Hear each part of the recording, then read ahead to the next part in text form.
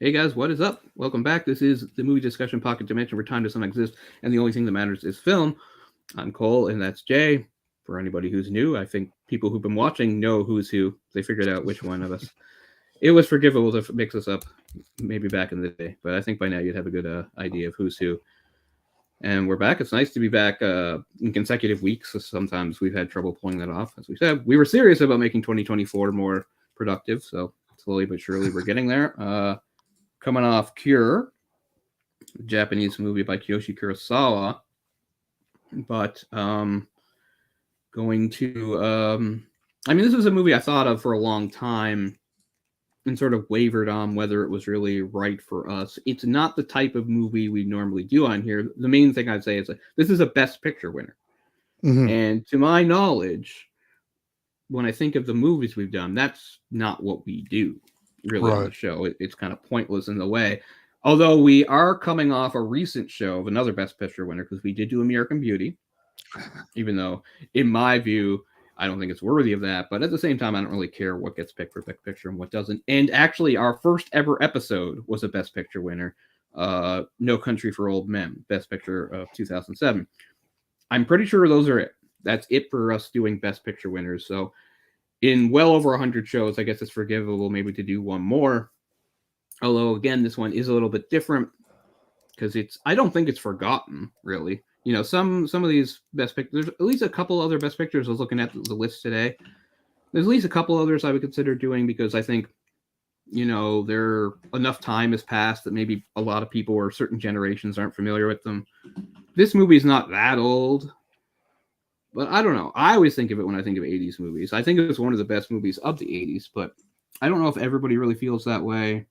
But I mean, it was certainly very successful in its time because it had not only was it critically acclaimed and becoming Best Picture, it did very well financially too. It made over 90 million at the box office, which would have been well over 100 million, you know, by today's standards. So we don't usually do movies that are so successful, at least on both fronts. We might do something that was critically acclaimed but ignored in a box office flop or the other way around. We don't usually do movies that are this successful. But I don't know. I just like the movie, I guess, and I guess that's maybe the main reason we're doing it. It had been on my list almost since the start of this show. And as the show took shape and we went in various directions, it seemed like less of a priority because I thought, well, you know, it is a big, well-known movie. It's an American movie. It's on AFI's list of the top 100, which was another thing I was thinking about lately. Like, I agree with most assessments of that list. It's a very flawed list, the AFI top 100. I don't know how often they've updated it, but, you know, they first did it in 1998. But I always do think, for all its flaws and how it might ignore certain things and overlook certain things, and you know, there's just too much white male stuff going on there. Although I don't think that's tricky too, though, right? Because I feel like, okay, I'm not gonna take us too far in any direction, but I was just thinking, like, if you made, say, a list of definitive movies, and we'll say definitive American movies, we won't say foreign cinema, we'll say definitive American movies of the last 20 years. It is possible you could make a list and then people could get on you and say, like, you know, you're really leaving out you know, women directors and directors of color. I think that's fair. But if you're looking at, say, a list made in 1998, I think it's just there's less available. And now I know there's plenty of women directors that were directing even in like the 60s and stuff like that. But my point is their works were not seen. And it's the same thing with some of these directors of color. I mean, that's just the way it was. It's not whether or not it was worthy or something like that. But I'm just thinking, when you're trying to make a list like that, and you're going to talk about like a canon or whatever, which I realize again is a tricky term, and it's the type of word that gets people in trouble because right away, if you're talking about like the film canon or you're talking about like literary canon, basically what it is like a group of elites saying what's worth looking at and what's worth ignoring. I mean, that's really what you get down to with the canon. So the same thing comes down with the AFI list. But I will just say, for all its flaws, it was a good jumping off point and starting point for people like me. Because, I mean, I've often mentioned, like, in the early 2000s when I started living up here, there was a really great video store called Video Difference, which just had everything you could imagine. And not only did it help introduce me to foreign cinema and, you know, maybe more independent underground stuff with help from, like, some of my friends who are also into things like that, it was also helpful for that because it had that section. It had a section with the 100 movies from the FI, and I specifically, for that reason, rented several from there. So, I mean, I do think it's a good list. At least in a very basic way. It's a nice jumping off point. Obviously, it's not the be all end all. It is only American film, and it does have blind spots, but it's a nice jumping off point if, let's say, you're a more casual movie viewer and you're saying, oh, I want to see some of the great movies, some of the circle movies. It's a good starting point, is all I'm saying. So this movie's on there. I don't remember where it ranks anymore, but it's on there, and I didn't realize this was today. so acclaimed. I didn't realize it won the Oscar and won Best Actor as well, didn't it? I think F. Murray Abraham won Best Supporting Actor. Oh, supporting. Okay. You would think he would get Best Actor. Like, isn't that a big enough role? How's it supporting actor? Does he have less screen time than? I think he has more than Mozart, more than the other guy.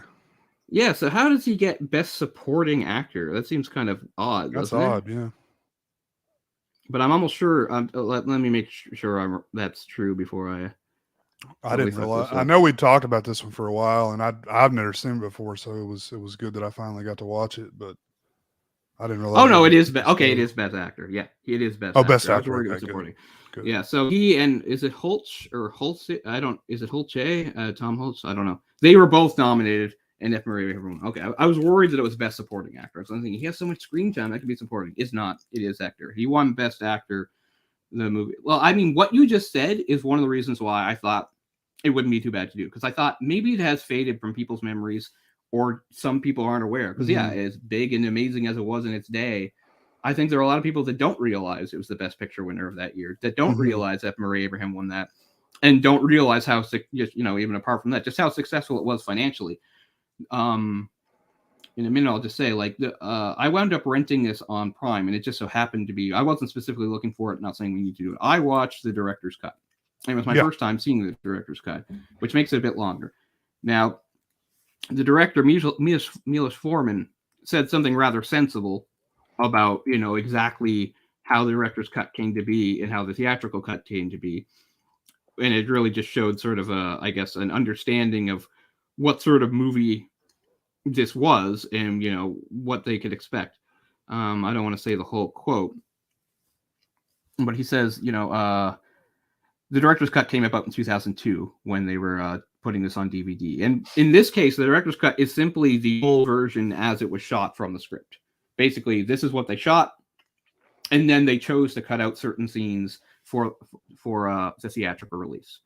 And so what, says, about 20 minutes, 20 plus? It's about 20 minutes. It's still a long film. Even if you take it out, it's still a long film, over 2.5 hours. This brings it just shy of 3 hours, I think. So this is, I'm quoting Foreman here. When you finish a film, before the first paying audiences see it, if you don't have any idea, you don't know if you made a success or a flop when it comes to the box office. In the 80s, with MTV on the scene, we were having a 3-hour film, but classical music, with long names and wigs and costumes. Don't forget that no major studio wanted to finance the film for these reasons. So we said, well, we don't want to be pushing the audience's patience too far. Whatever was not directly connected to the plot, I just cut it out. But it was a mutual decision to limit the running time. I wanted the best life for the film itself. Well, once we were re-releasing it on DVD, it doesn't matter if it's 2 hours and 40 minutes long or 3 hours long. So why don't we do the version as it was written in the script? So that's the very simple, straightforward explanation. And as he said, we talked before about movies sort of this kind. They had their time. 1984 was not this, This was a big risk, a long period costume drama about this. And I mean, I don't like saying this phrase because I'm sure somebody will point out how I'm wrong, but I do kind of feel like they don't make movies like this anymore. I feel like maybe in the last few years they've tried to make movies like this and mostly not succeeded, because this is a big costume period, a historical drama piece, quite long and dramatic. They pulled all the stops for it. It was very successful and worked out. I can think of maybe some movies in the 2000s where they kind of tried that, but they weren't that successful. I mean, I'm trying to think. I mean, they did do what was it? Helen Mirren. She played the Queen, right? Like Elizabeth or something. Oh, that's not too long ago. It seems like these have become more popular. This type of period biopic. I feel like maybe it's moved into the realm of TV more so. Yeah, that's true. Not that it's historically accurate in any way, but the big one recently was Bridgerton, right? Bridgerton was like costume dramas and things like that. Of course, it was in no way historically accurate when it came to a lot of things. Not that I minded. In fact, it was good because it was a fun sort of fantasy because it helped, give characters of like actors of color actual roles and stuff. Like you won't find that in this movie just because this is 18th century Vienna, really. Oh, it's historically accurate. Being historically accurate. And that's the other big thing. Like, how historically accurate is this? Well, this is based on the stage play from a few years earlier of the same name from 1979, written by Peter Schaefer. And that itself was based on something which was based on an original play from way back. I didn't know it was this old. I knew it was old, from 1830, called Mozart and Salieri. And that's where the first idea of sort of this plot comes from. And there's many people, and I know what everybody expects me to point out since I'm the history guy, to say, Mozart wasn't like that, and there's no evidence of blah, blah. I understand. That's the point. The point is it's supposed to be like a secret history. The point is supposed to be that, like, yes, the history books says that Mozart, died under non-suspicious circumstances, and that Salieri and he knew each other and were cordial with each other and respected each other and were friendly with each other. And, and that's that. The idea of the movie and the musical is just for fun. It's just, it's a secret history that's actually not what happened, and only Salieri knew the truth of what really went down, what the relationship really was. That's the story that's being told here. It's kind of like From Hell, one of the great graphic novels. Now, that's a little bit different because to this day, we don't know who Jack the Ripper actually was. We don't know. It is open-ended. But my point is, the solution presented by Alan Moore in that, Alan Moore doesn't believe that's true. He just thought it made for a good story. And I think it's sort of the same thing here. Nobody's saying this is what happened. It's just for a fun story. Like, oh, here's like a secret history. Here's what really happened. And people didn't know. Is this Salieri's confession? So that's what's going on here. Because, obviously it's going to change quite a bit about what Mozart's personality was like. There is some little bit of truth to it. Like, Mozart was a humorous guy. He wasn't super serious. He did like jokes and merriment. I could never really, in what I've tried to find out about Mozart, I can't really find out, like, if he was particularly arrogant. I mean, obviously he was a genius, and geniuses are always a little bit strange and aloof. In this, he's kind of arrogant, but I think in just sort of a way, like, he's not trying to be. Like, and things like when he's saying, they want me to cut this part of the music out of the opera, but it's perfect. How can I cut out perfection? Like, I don't think it means because, like, I'm perfect. He's just thinking, like, the music is perfect. How can I? And there's a few times you'll see him, like, come to, like, sort of almost arguing with, like, the emperor and things. Like, it's only because of, like, this music. So, like, there is some push and pull there about, is he really arrogant? Well, no, I think they're really just trying to show his passion. But yeah. But anyway, that's sort of the fun of this play and of this very faithful adaptation, is this idea of, like, a different telling is kind of what it is. Because to all accounts, Salieri didn't have anything against him, and they respected each other. And Salieri was a well-respected composer in his time. I think it's kind of a weird coincidence that it is true that in the 19th century, Salieri did drop off the map. People stopped doing his operas, and people stopped talking about him as an influence, and he had to be sort of almost rediscovered in the 20th century. But if you look back, Salieri is one of the architects of opera in Europe. Like, he is one of the guys who built everything. And I think you could even say somebody like Mozart, who was a contemporary but a bit younger and he probably had some inspiration from him. Like, if you look at any sort of late 18th century, early 19th century, probably even later opera, they built on a lot of stuff that Salieri established. I mean, I'm no expert on opera or anything like that, and I'm not going to bore everybody with the details of it. But yeah, this idea that Salieri saw himself as mediocre, I mean, it's kind of silly. I know what they're trying to suggest again. He's not mediocre. It's that Mozart's star was so bright. Exactly. It made everybody around him seem mediocre. And that's what they're going on. And again, how, even if you know that it's a fictional thing, it's not real history. I mean, it is true. Like, how believable is the story? Again, like, his plan. Could he really do that to Mozart? Like, can somebody fall apart that? Like, you can't do that yourself. I mean, the main thing he did was, he sabotages him a little bit here and there, and then the big blow is hiring him for the Requiem Mass. But I mean, the whole point was the man's health was already failing. The only thing he really does in the movie, like he says he killed him, but I mean he doesn't really, right? Like I mean, even if you watch the movie, I don't think you could really think that he killed him, even if that was exactly what he set out to do, right?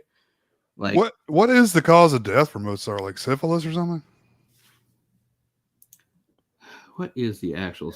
I just kind of assumed since that was such a prevalent thing back then. Maybe it was consumption. I mean, he did die at the age of 35. And like I said, unlike something like when we did not the Last Emperor, the Emperor and the Assassin not too long ago, I felt the need to talk a little about that, the real historical figure, just because I thought it was so interesting, and also because I thought people didn't know. In this case, this is Mozart. This is one of the most famous human beings to have ever existed. You don't need me to tell you. You can easily find out stuff. Who is more famous than Mozart? Very few people who have lived in recorded history have made a bigger mark than Mozart. He's almost the definition of genius. I mean, I don't know. It's kind of speculation because of how long ago he lived, but I've seen things like where people talk about how you measure genius and stuff like that. And people say by all accounts, Mozart was above anybody in recorded history as far as his talent and his intelligence and things went. Like he could do things on a level, that was just beyond anything that we've seen. But it's always harder to quantify that because his genius was through music. Like, what could he do with other things? I don't know, because he was so music focused, things like that. But I mean, it was true. Like, to show one thing, like these are accounts that are true. Like, he could hear a piece once and then play it back perfectly. He could absolutely do that. He could do that from a young age. He was an absolute prodigy when it came to playing and composing, even as a small child, making concertos and symphonies and stuff like that when he wasn't even 10 yet. Like, that is true. That did actually happen. So, I mean, there's prodigies, and then there's like the level of prodigy he was on. He was famous from the time he was like 6 years old or something. And they show a little bit at the start. Like, yeah, he did tour around Europe and perform for important people, because his abilities were just staggering, and they only grew as he got older. And I think another reason I like the movies, I like anything that breaks down the creative process in music. It's, of course, it's boring to show that for real in a movie. You don't want to see somebody writing every note. I like creatively how they did it, how they show how things would come to him and how he'd express them in Salieri. And I think that's really the tragedy of the movie. I think that's probably what you're supposed to understand, is that, like, every time he and Salieri are together and they just talk about music, like, I don't think Salieri is pretending. I think they connect. I think because they're both composers. They both love music and dedicated their life to it. And when they're talking about music, you see them connect and you see they like each other. And I think that's really the big tragedy of the movie, because in the movie, Salieri, of course, is so jealous of him and wants to destroy him and thinks God is against him and all this stuff. But, in the moments where they're actually having discussions about music itself, I don't think Salieri has to fake any of it. I think it's all sincere.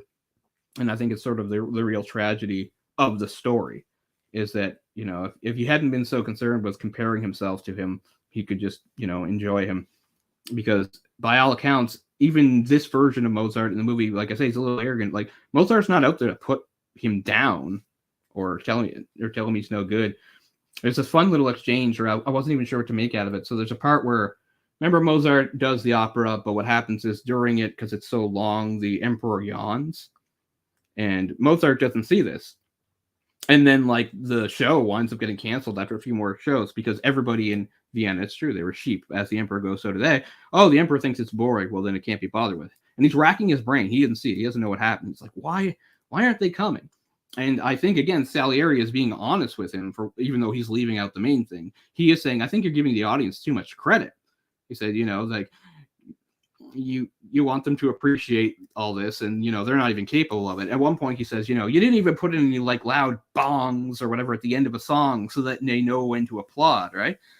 And Mozart says to that, he goes, maybe you could teach me something about that. And I don't think Mozart meant it in a mean, condescending way, but it does kind of break Salieri's mood to see his face change. And he goes, well, I wouldn't presume, or something, to impose, or something like that, like to teach you. But I always felt like that's an interesting sort of subtle little character moment. because I think that Mozart was just actually being honest, and he wasn't in any way saying, "Oh, you can teach me how to play down to these dullards." I don't think that's what he meant. I don't know, but there's lots of interesting moments like that between them as the scenes go on. So, yeah, it's. I mean, this work of fiction is more like Salieri is like a psychopath who's extremely yeah, jealous, right? yeah, Because I mean, driven his mad father with dies, jealousy. and he's like happy that his father dies because he gets to move to Vienna. Yeah, So it's his father yeah. didn't love music or encourage him, so yeah. Mm-hmm. So, well, they play in two things there, like his obsession and stuff like, but also very his his devout Catholicism and sort of how he saw it wrapped up. Like he was very religious and God, and he saw himself like, I'll devote my life to music and to you, God, if you help me with my gift of music, blah blah blah. That all becomes very intertwined. But it does sort of show his weird madness because let's say you believe in God. Now let's say you believe God is out to get you and that God has purposely put you into this vision, which is what he believes. He believes that God has done this to punish him for some reason. You're not going to shine. I let you rise really high. You do all this stuff with the opera. You're the court composer to the emperor himself. And now I'm going to bring this super genius to stand next to you and make you look mediocre. He believes that. That's what he believes in this story. Like, if you do believe that, like, why would you even think that you could do anything against it? That's the other thing, because he's like, I set out to destroy God's creature. Like, I'm going to ruin him. I mean, honestly, if you think that Mozart's touched by God, then wouldn't you think there isn't shit you can do? That's the whole point of how God works. If you believe in him, he's all powerful. He'd be like, "Oh, I've got this plan to destroy Mozart." Well, God is like, "Well, poof, that's not going to work." And maybe that happens too, because I mean, the whole point is, even if he believes he destroyed Mozart, in the end, look what's become of him. He's in his older age. He's lost his sanity, and now he's at a sanitarium. The opening scenes are pretty chilling because they give you a good reminder of what mental health care looked like back then. The place is just like, as I said, it's like a madhouse. It's not very well looked after. I'm sure it's not very sanitary and stuff like that. And like, what's their main treatment? It's like lock these people up or throw buckets of cold water on them and things like that. It's like, luckily, we haven't quite gotten to the point where lobotomies are happening, but that was coming in the next few decades.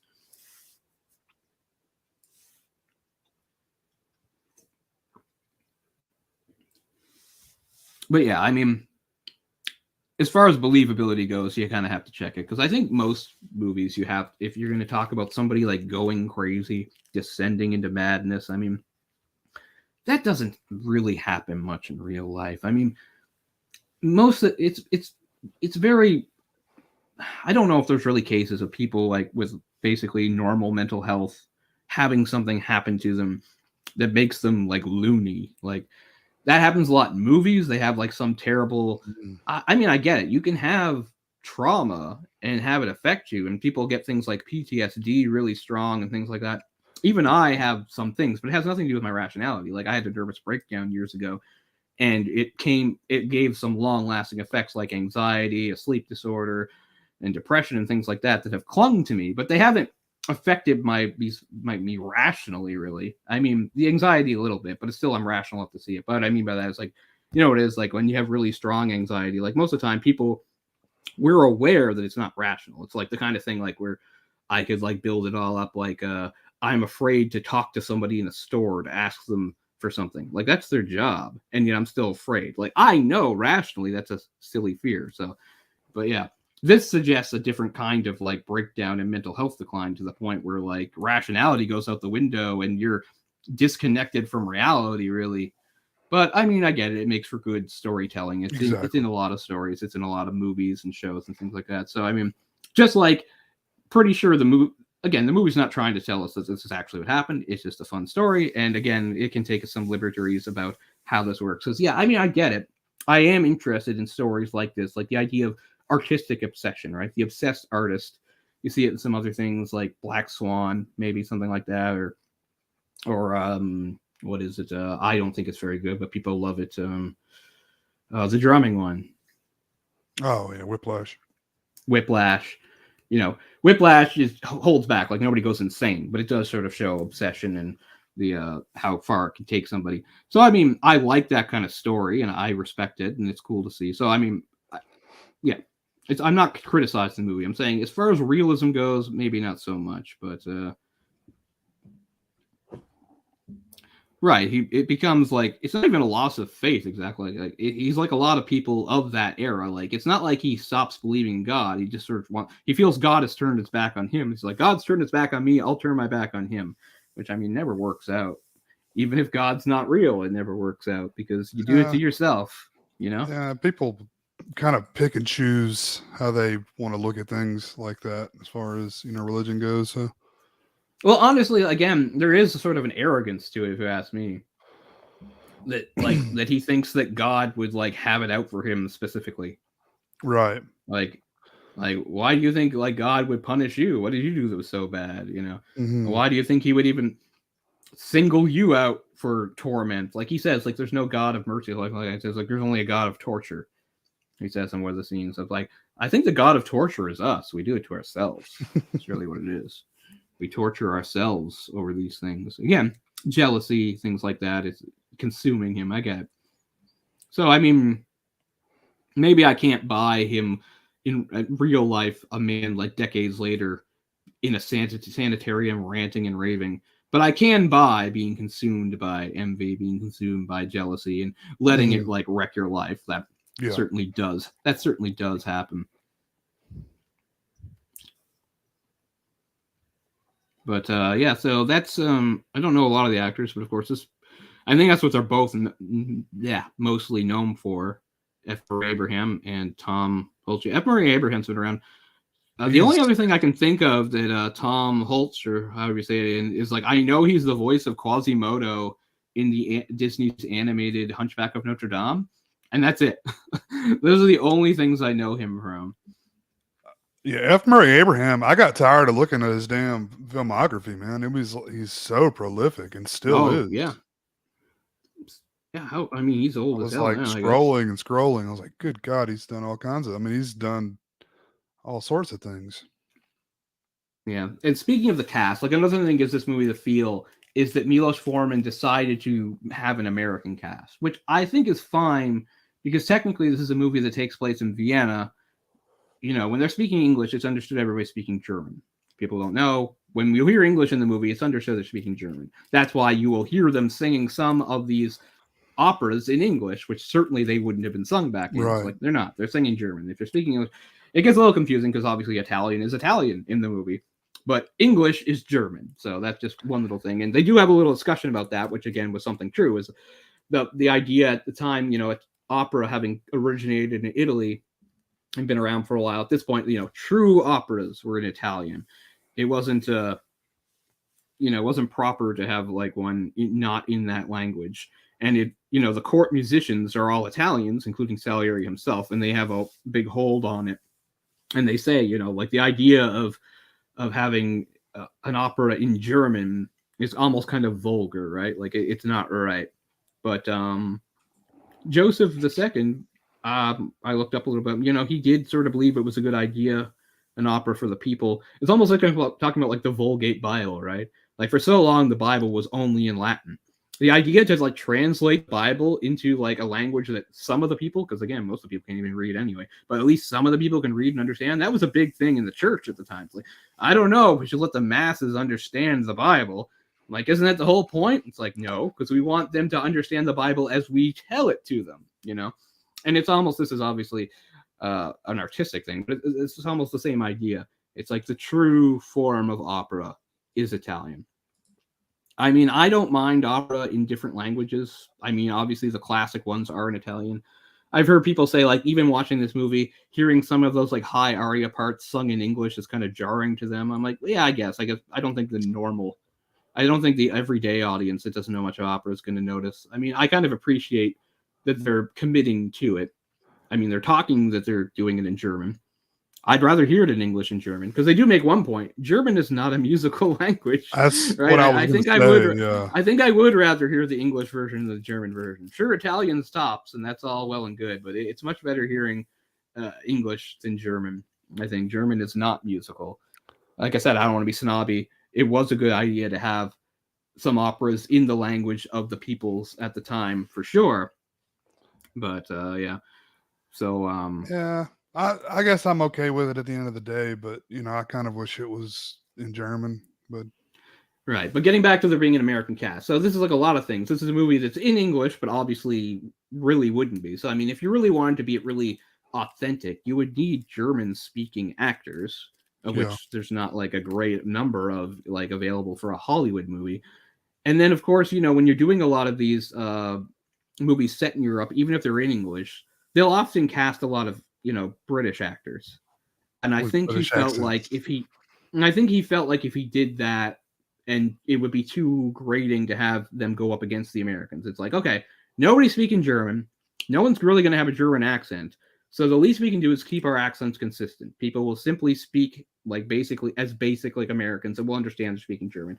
I think that's right, because if you do start putting some English actors in there and you have contrasting accents, it kind of muddies the whole thing. It's like, I get that they're Italian and they're German, but so I do kind of applaud that.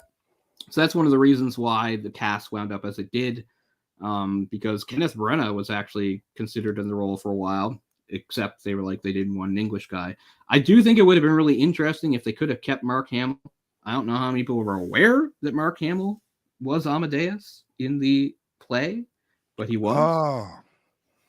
He wasn't the original one. I'm trying to remember. But he had taken over for the original one. He was for the last few years. I don't know how long the run was, but it was him. I'm trying to see here who he took over for. Shit. He took over for somebody. Somebody like that we know. Now, of course, I can't fucking think. Tim Curry. Oh, okay. So yeah. So for the original run of the stage play, it was Tim Curry. And then at some point, Mark Hamill took over from. And Mark Hamill was strongly considered for this because he was already an American. They were going to do an American cast. And they decided against it for the exact reason you think, which was it's 1984. He's Luke Skywalker. And I mean, I think that's another thing for anybody who's like new to Star Wars or young, and you're like looking at the cast and you're thinking, okay, I know Harrison Ford, but how come who are these other people? Didn't they do any other movies? Because it's kind of like Star Wars just, took over. Like, again, they did. Mark Hamill did some movies. Carrie Fisher did some movies.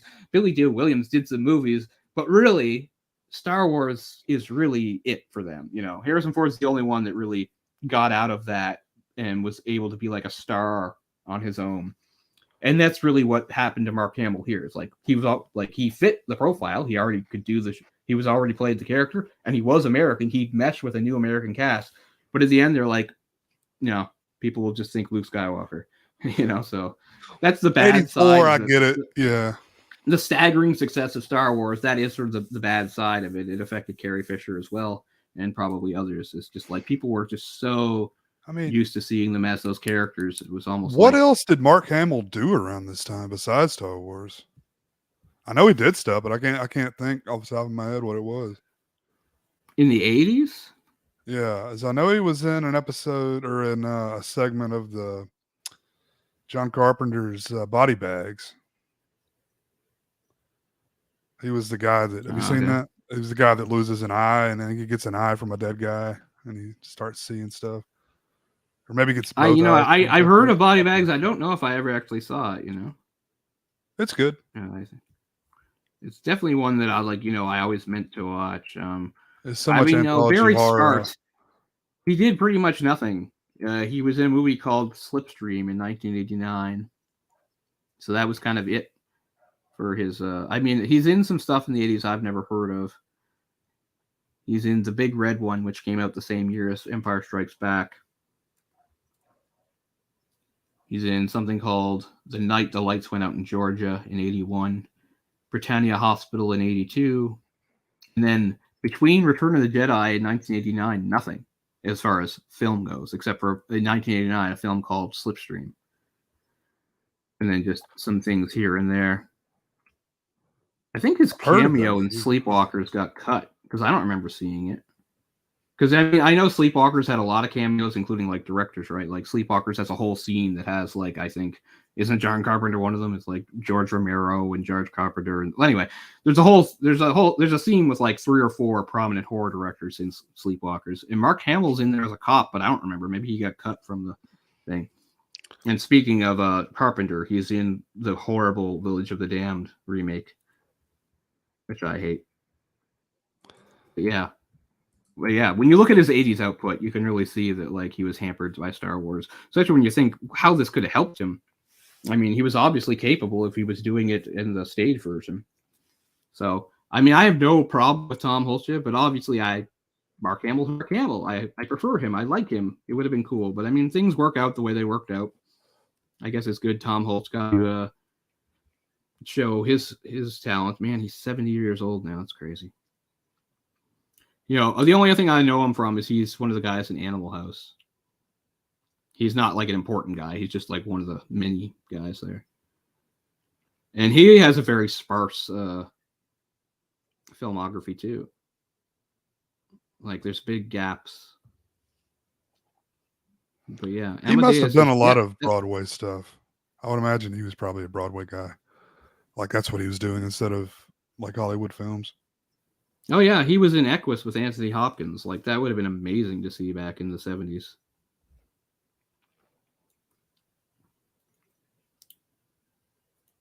And but yeah, there was so many people considered for this role besides Mark Hamill, even and Kenneth Branagh. Even David Bowie was considered at one point.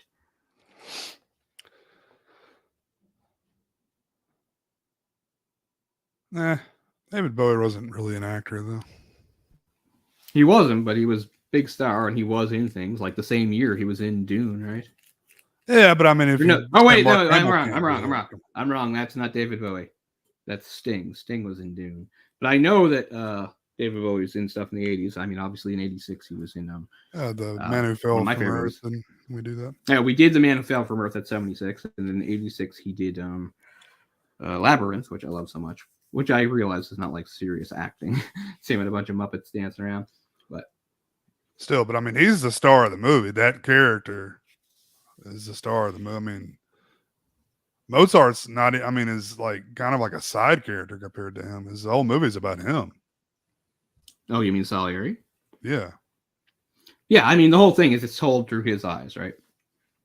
Like Mozart's there and he is important, but it's Salieri's story. It's all through his eyes, which is why it's confusing that there's at least a couple scenes that he's not there for. So I don't know what that means exactly. Like we do get to see like some of the home life and stuff. And this is before he sent his little spy, the young Cynthia Nixon, into the house.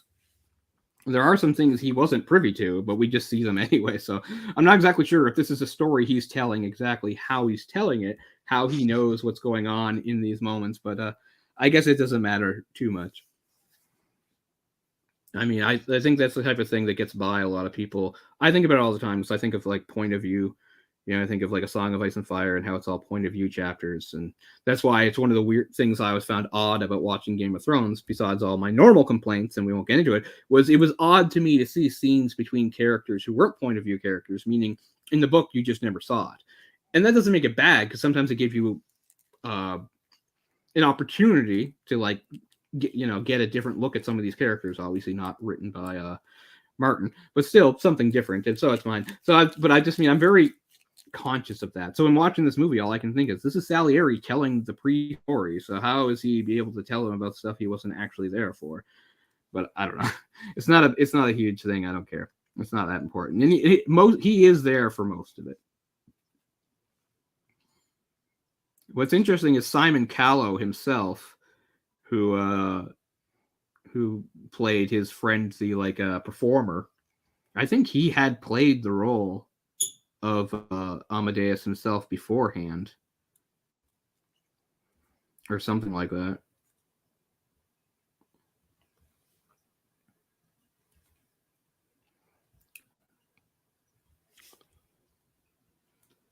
Let me just see if I can. I was just looking. I didn't realize that was Cynthia Nixon. Yeah, he was Mozart. He was the original Mozart. So Simon Callow was the original Mozart in the play when it first premiered in 1979. So he was there before Tim Curry. So I don't think they ever considered him for the role for the movie, but at least he got to be in the movie. Like, I think they were obviously going in a different direction, but anyway, he's pretty good in kind of a limited thing. So, did you watch the longer version? Mm-hmm. Yeah, I watched the director's cut.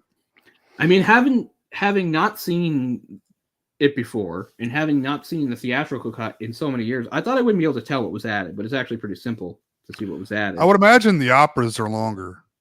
Is that pretty much what it is? Because it's a lot of operas in there. Some of those might be extended a bit, but as to like actually added scenes, like there's this whole bit that Salieri does about having Mozart's wife come to his house and she strips and then he humiliates her. Like, obviously that's not in the original movie because the original movie was PG. There was no nudity. So, I mean, I guess that's a little bit of validation for me because one thing I can remember is like her introduction in that scene where he first sees Mozart with that before he knows who he is and he's chasing her around at the party. It's just like her ample bosom by like that dress pushing it up. It's like, wow, the director's cut is really rewarding because you actually get to see it uncovered. So that either that scene is extended or completely added. I don't know if but it's at least extended to actually show the nudity. Yeah. Also, there's a bit where after he's been sabotaged, where Salieri tells the emperor, where he's trying to cut off his funds, he wants to keep him from getting like appointments to like get students. He tells the emperor, it's the emperor himself, isn't it? I think it's the emperor himself that he tells that you shouldn't trust Mozart alone with young female students because he'll actually molest them. So in that bit, there's a part where Mozart comes to him and says he doesn't understand why he's not getting hired. And Salieri says, I know someone for you. And he recommends this weird rich guy that has a bunch of dogs. Like, that's obviously not the theatrical cut. So, and there's a later scene after Mozart's life is falling apart and he's really hard up for money where he comes back to the guy and says, like, is your daughter still interested in learning? Like, so that's also new. So those for sure are not in the theatrical cut. They are pretty funny scenes, or at least the first one's funny. The second one's more like Mozart trying to play while a bunch of dogs are running around and howling. Just Salieri really fucking with him, right? Like, first he tells a terrible lie to get him blacklisted, and he's like, I got a job for you, and he knows it's a job that will just insult him and he won't be able to do it.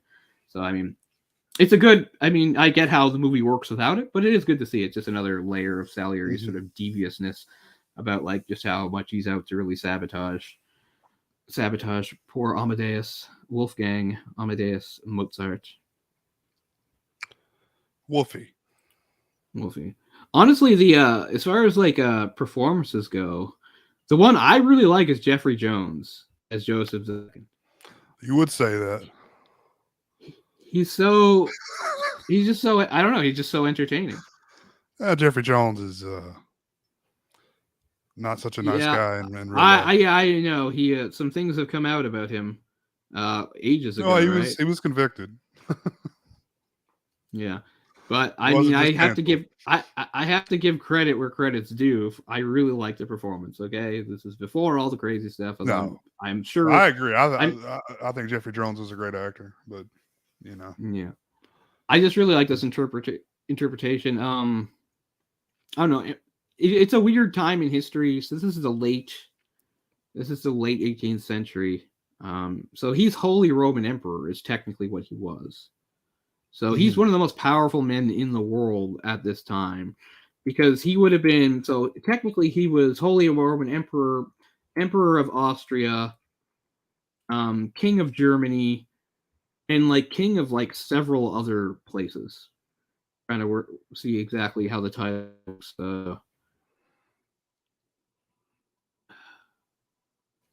Yeah, in any case, he was a king of a good chunk of Europe. Is my point. And he's also the third last to hold that post. And this is something that had been going on for almost 1,000 years. The first one is back in. Well, I mean, there's different. Again, there's different ways of defining it exactly, right? But we're talking about like the Western Roman Empire after the split is what I'm talking about.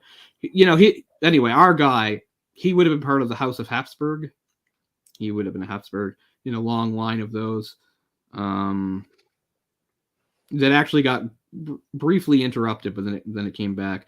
But he's Joseph II, So yeah, so he was also king of Germany, king of Bohemia, king of Hungary and Croatia, and the Archduke of Austria. And you're going to say, why? What do you mean Archduke of Austria? There's no time in explaining how he's Emperor of Austria and also Archduke. It doesn't matter. Just like, remember at the beginning of the movie, when Mozart's still in Salzburg, before he goes to Vienna, his patron is who? It's a really weird title. And I looked into it, and it's confusing as fuck. Sorry, I'm just going to derail this for a second as I find it here is his patron is the Prince Archbishop of Salzburg. You're like, what the fuck is a Prince Archbishop?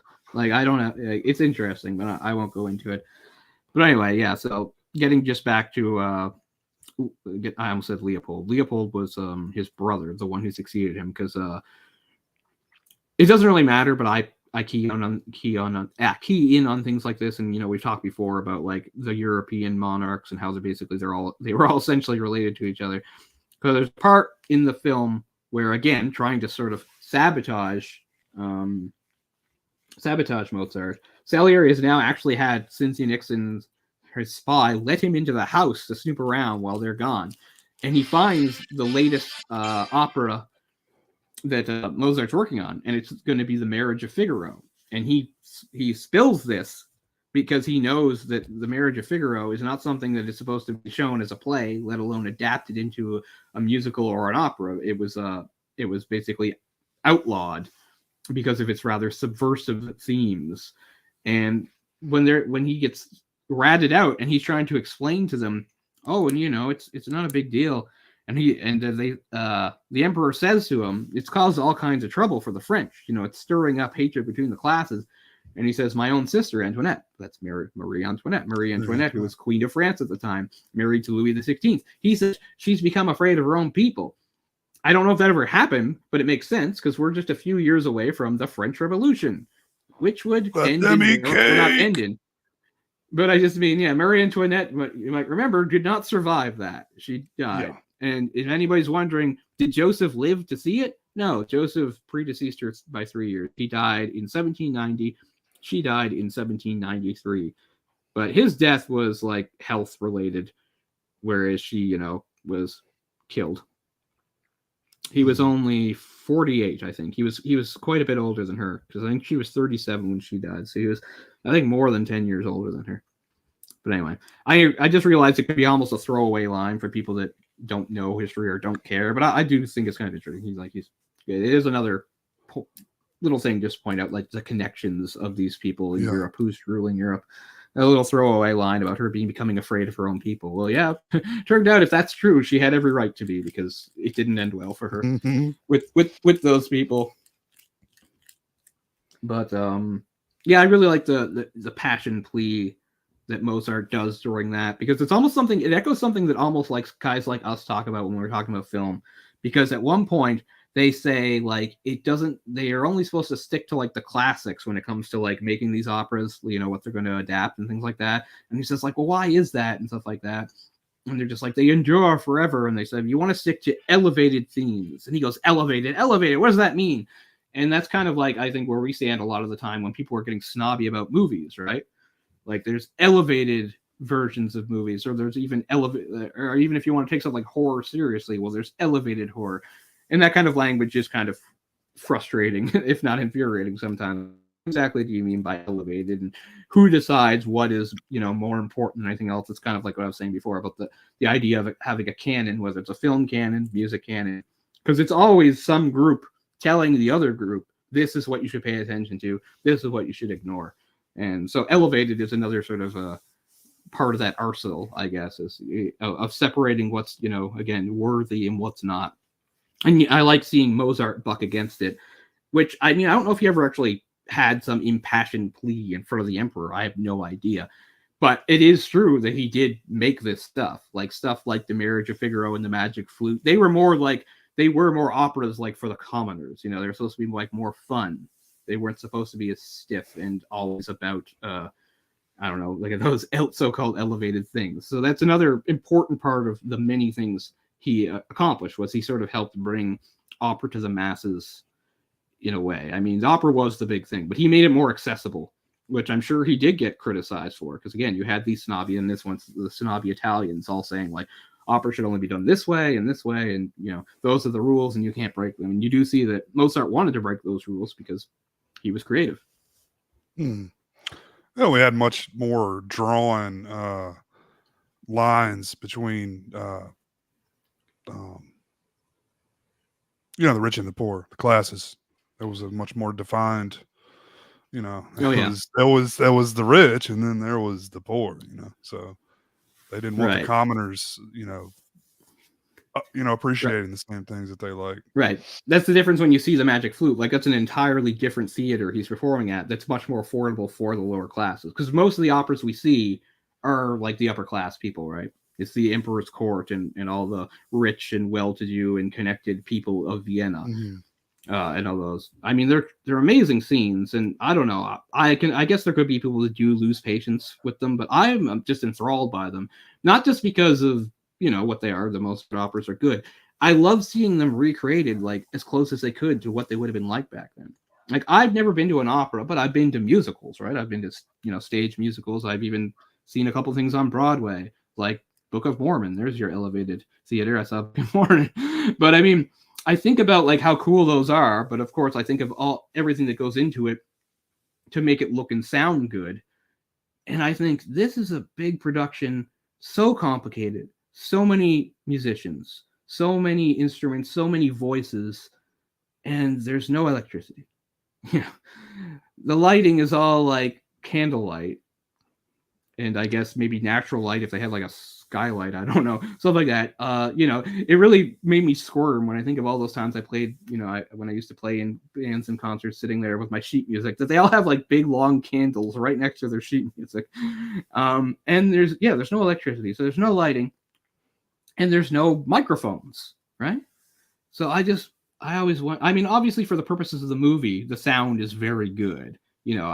I assume they are using microphones, obviously, with the cameras and stuff, so that we hear the best of the best. And honestly, if it was a faithful recreation, maybe it wouldn't sound that good. But I really do like seeing it. It is amazing to think, this is more than 200 years ago with the limited technology they had, putting on such lavish shows. Was this lit primarily by candlelight, like the actual lighting for the film? I couldn't find anything that says that specifically. Obviously, they used a lot of it, but I mean, it seems clear to me they didn't make any point of avoiding using modern lighting. So I would assume it wasn't like a Barry Lyndon situation. Yeah, it wasn't that, as far as I could tell. Well, it looks Barry Lyndon. It looks good, great. Yeah, looks very, very true to the time. Right. So Barry Lyndon is our other historical movie set in 18th century Europe. This is some decades after that. But this movie is less about the socio-political thing. That was during, what was it, the 7 Years' War? God, it's hard to remember now. I think it was the 7 Years' War, which was Europe's biggest conflict until World War One. But I know I blather about that in that one too, which was a fun one. That goes all the way back to our Masters of Film series, and we picked that one as our Kubrick film. It's a really great movie. But yeah, so this is our first time since then, I think, to be in 18th century Europe, and a little bit of 19th. The framing device is 19th century because it's in, I think, 1823, towards the end of Salieri's life. Mozart's been dead for 40 years at this point. So some early 19th century framing device, but most of it is late 18th century Austria, and I don't know, great sets and great costumes, and as you said, I don't know if they were trying to make the lighting all natural, but if it's a blend, it works really well. Like, I don't think that it looks too bright, but it is an interesting question to pose because, like I said, when you're thinking about those performances, like, were they as well lit as we saw in the movie? Well, maybe not. It was really hard to light a big area back then. So many candles, and maybe some mirrors to bounce some light around might have been used. I mean, I'd have to look into it more to find out, like, exactly how they pull off an opera, such a complicated show with, like, that kind of limited technology. I mean, I know fires are pretty common, but you would think they would have been even more common. That was the only way they had to light things. So. I know, you would think that any time you're putting one of these performances, you would just have like a bunch of like buckets at least ready just in case. Because I mean, think of like the sheet music going up in flames, the costumes, the wigs. It's all so flammable, you know. I mean, there is that funny bit where after one of the early performances where he gets called on stage to talk to the emperor, and then his fiance comes up, and his fiance's mother comes up. Remember, she faints dead away, and they're like, "Water, water," and they find water, but it's not. But it's like it was like a stage prop. Like I expected there not even to be water in it. I'd be like, it's just a stage bucket. Why would it even really have water in it for the show? But it did, and that's part of. I like how they gave a little catchphrase to Joseph II too. His well, there it is. That's his best one. Like he uses that a few times to like kind of do his like I have spoken type thing. It's like it's done. But I like how he used it there. Like the woman faints and he's like, okay then. He doesn't say somebody help her or anything. He just walks off with his entourage. It's like, okay, you know, sometimes people faint in my presence. I get it. I'm the emperor. But I don't give a shit about them either. It's weird because it's I think one of the things I like about it is there is that balance, because a lot of times you see movies that have an absolute monarch, especially back in the day, we really see them throwing their weight and power around, and sometimes they're downright tyrannical about it, and that's fine, and sometimes that's accurate. I like how his is more subtle. It's always understood that if he wanted, he could clear the room and, you know, have everybody shot, but you know, he doesn't openly threaten anything like that. It's just always understood. The undercurrent is always there that, like, you know, he's trying to have normal conversations with people, but they can't help but be sycophantic and just agree with everything he says, right? Like, don't you love the too many notes thing? That's like, that's just so crazy. Like, one of the composers had said it earlier on, and then he brought up, like, too many notes? Yes, that's it. Too many notes. And Mozart's like, what? It's just as many notes as they have to be. He's like, no, too many. He's like, well, which notes should I take out? But they're all like, yes, absolutely right, Your Majesty. And the other thing is, like, they make it seem like he's like the emperor who was a patron. Like, this is, again, historically accurate. He was a big patron of the arts. Like, one of the reasons they had those big lavish productions is because the emperor liked it. So he helped, you know, finance it and things like that. He cared about it. They do make him kind of like a bore who can't really appreciate things. I get it's when you're next to Mozart. I mean, I think of myself as a cultural person and a musical person, but I get it. Next to Mozart, I'm an idiot too. Because I just think, like he says, like Salieri himself, like describes the emperor as like really untalented. But I don't know. He does some pretty good sight reading. In that scene where they first bring Mozart to court and Salieri composed a little march for him, the emperor says, "Oh, could I try it?" And they're like, "Yeah." And he's making some mistakes, but by the time Mozart comes in, he's mostly got it down. That's better than I could probably do now. Sure. Like when I was like 14, 15, and I was actually playing piano every day, sure, I could probably do that. Nowadays, like I barely ever play anymore, so like my sight reading is complete shit. So I mean, you're awfully hard on him, but I get it. You're Mozart. You're a goddamn crazy prodigy. You at one point, remember when he's doing the party tricks, he plays with his hands switched. Do you like? I mean, I know not everybody plays piano, but do you have any idea how that goes against everything that you learn and taught and think when you play piano? If you switch the hands and play the left hand with the right, and like that is just bonkers. I couldn't do that. I could never, ever do that. I don't care even if it was the simplest. I don't think I could play hot cross buns that way, for fuck's sake. So it's really he was something. A prodigy. He was a prodigy. And they did like to have him show off. But again, I don't know how much he did that when he was older. Again, they have him having a very lavish social life. I always thought it was funny. So his father comes to Salzburg. I think he's a little comes from Salzburg, comes to Vienna, and he had said, like, I heard you're like engaged. Like, don't get married before I go there. Mozart gets married before he goes there. Mm-hmm. But then he's like, I've come to stay with you for a while. And, you know, he's being kind of critical of Mozart in some ways. And Mozart's kind of just waving it off and saying, oh, you know, it's hard to keep a household. I'm kind of a pig. She has to take care of me. You know, you already see some of the friction between them and the wife and things like that. But then Mozart gets the dumbest idea ever. He goes, let's go out dancing. Yes, who wouldn't want to take your wife out dancing? And we'll take my dad along. Like, who thinks that way? Remember, they drag him off to this big lavish costume party, and that's the thing where they're doing that kind of stuff. He's like, you know what? We should make dad come. Like, who the fuck thinks that way? Like, yeah, I'll bring my father. That'll be fun. It's like, I need a penalty, Dad. A penalty. He's like, look, I don't want to be talking about this here. I want you to come back to Salzburg with me. He's like, no, I need a penalty that you can do in the room. And then they just go off with him. Like, why did you think, Mozart, it was a great idea to drag your really serious, and austere father off to this stupid thing. Like, you're not helping his opinion of you. Like, obviously he knows amazing talent you are, but I think he is a little worried that you're kind of a buffoon again in the movie. And you're just proving it all. It's like, I need to go dance with my wife and play and do our stupid party games in front of my father. Just you can see how uncomfortable his father is. I get like child actor vibes, like he is, was basically born into that. He's been doing it since he can remember, I'm sure, performing in front of people and such. And sure. And I mean, his father encouraged it in his earlier years, so it's kind of like what it's got. But I guess that maybe he thought, now that you're a serious composer in Vienna, which was considered like the musical capital of the world, you think that maybe you don't have to do those sorts of things anymore. Because again, like saying things like party tricks and stuff like that, that really is diminishing it. I mean, the fact is, it's not a party trick; it's sheer talent, is what it is.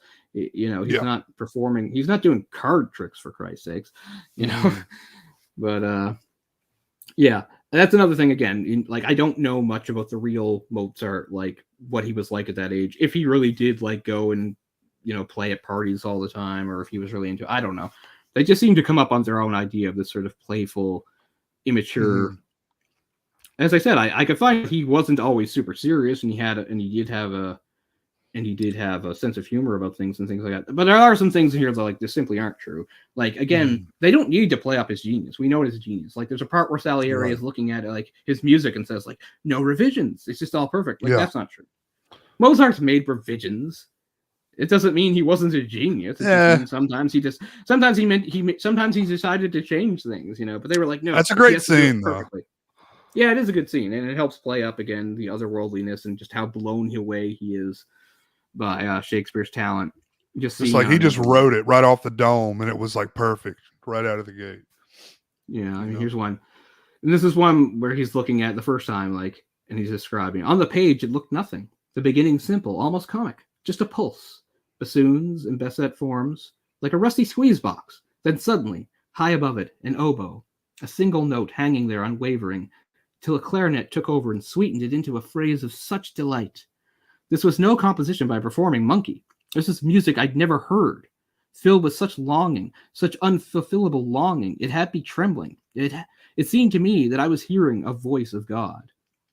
I mean, it is very moving. And I also like how it, again, explains the depth of that sort of talent. Because it's one thing, how Mozart is thinking on all these levels at once. It's one thing, again, you're playing piano and you compose it, but he's composing for the orchestra, for the symphony. He's imagining each part, and he knows exactly the oboe should carry this part, but then the clarinet should take over for it, that he, I mean, I get it. People like this exist now, John Williams and stuff, they do that kind of thing too. But I'm just saying, it really is something to think on that kind of level.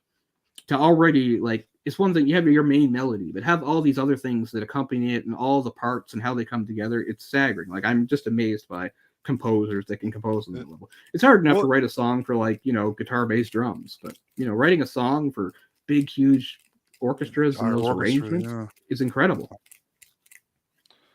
But I really think it emphasizes their relationship there, that he's a talented, composer in his own right, but this guy is such a phenom, above him that he can barely be comprehended. It's pretty impressive. But I mean, I think the gulf wasn't that big.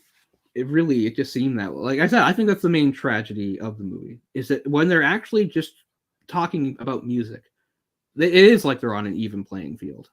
Yeah. And when they are having conversations and things, like Mozart he wants his honest opinion. He cares what he thinks because he respects him as a composer. And you can see that sometimes Salieri does feel a bit conflicted because he does see it. Like, Mozart's not talking down to him. Of course, that said party, he does humiliate him, which I think maybe is one of the reasons why he went forward with it, right? And he asked for it himself. People were telling him to play different things. Salieri there in disguise tries it out and says, play Salieri. So then he plays Salieri. And I think what he's trying to do is show that Salieri is an overly serious guy, I think is what he's trying to do. I don't think he's trying to say, oh, his music sucks or anything. But still, it is insulting. It doesn't even make sense at the end. He's like, then I farted, just like the way Salieri does. Or, okay, I guess so. What? So, I mean, I guess if that did happen to you, if you went out and he didn't know it was you and you said, play one of my pieces, and then he, like, lambasted you in front of the Viennese public like that. I can get it. You think, okay, this guy doesn't respect me. But I think he was just playing to the crowd. I think Amadeus, Mozart, he did respect Salieri. He did think he was a good composer. Because there's one other part where he does insult him too. The first time he finds out about one of his things. Oh, the whole thing about like how he had to apply for the position to teach the emperor's niece. Like he's insulted that he even had to apply. He's like, I'm the best. They should just appoint me. So they've gone, and he's like, well, who's on the council? And they name a few of them, and one of them is Salieri. It's like, oh, those Italians, they don't know anything. Again, I don't think he's really thinking of Salieri there. He's just annoyed by the rigidness of the Italians. And they do that thing too, where he's talking about love. And they're like, well, we do know a thing. Oh, we're from Italy, so obviously we don't know about love. Haha. It's like, well, I don't think you do. Again, I don't think that conversation or anything remotely like that happened in real life, but it is interesting in the movie that he actually takes the Italians to task on their passion and their understanding of love and, sort of the musical way to, I don't know, depict it or something like that. It's interesting because they do really show like he's a genius and he's at the top of his game and he's fully confident. So he's challenging everybody, saying, I am the best. This is the best music. If you disagree with me, you're wrong type thing. So they do lean into that a bit. So, I mean, there's different ways you can take away the character. Some people could just be annoyed by the character, could see everything Salieri sees, that he's boorish, that he's immature, that he's arrogant. And there are some things that line up with that in real life too. Like, I mean, Mozart was bad at managing money. Mozart did have debts. Mozart, probably wasn't great with people like a lot of geniuses are, because one thing you become if you're so talented is you can become impatient with people for not operating on the same level as you. Although I have to be fair, at least as far as the movie goes, against just the movie, but they do show him doing stuff like rehearsals, and he's, we don't see him being hard on the performers. He's encouraging and good with them. I thought maybe there might be a scene where like he's getting mad at them for not bringing his genius to life or on the set, but he's encouraging and they're doing well. And it seems like the performers like him and work with him well. So you never see him getting frustrated or angry with them. Makes him a more likable in my book. Which is good. I mean, I kind of took away that it was really more of I don't know, that he was kind of a likable guy, just kind of misunderstood. A fun-loving guy, like to have a good time. Yeah. Too much. And it was too much, and it was also, again, he was in a very serious position is one of the problems, right? Like, you're one of the preeminent composers in Vienna. You're doing mostly operas that are commissioned by the emperor himself and things like that. So it is a hard line to walk between maybe wanting just to have some fun. As we said, we see a little bit like that's why he does Figaro. Figaro considered sort of a vulgar type of play, but he sees the potential in it for something wonderful musically, and he really has to sell it hard to get them to let him do it. But, I mean, his passion really comes through, which I guess is sort of the main thing. And again, I think Salieri has to respect that. I mean, because Salieri, at least at one point, felt that same sort of passion. Right. But I guess that's sort of the point. His passion sort of disappears when he starts feeling so small and insignificant against the giant white-hot talent that is Wolfgang Amadeus consumed Mozart. with jealousy, Yeah. Yeah, and that's really the story. By jealousy to the point where he thinks like God's out to get him, right? Like God specifically put Mozart next to me to diminish me and humiliate me. And now I've got this plan to defy God. I'll take down his Mozart.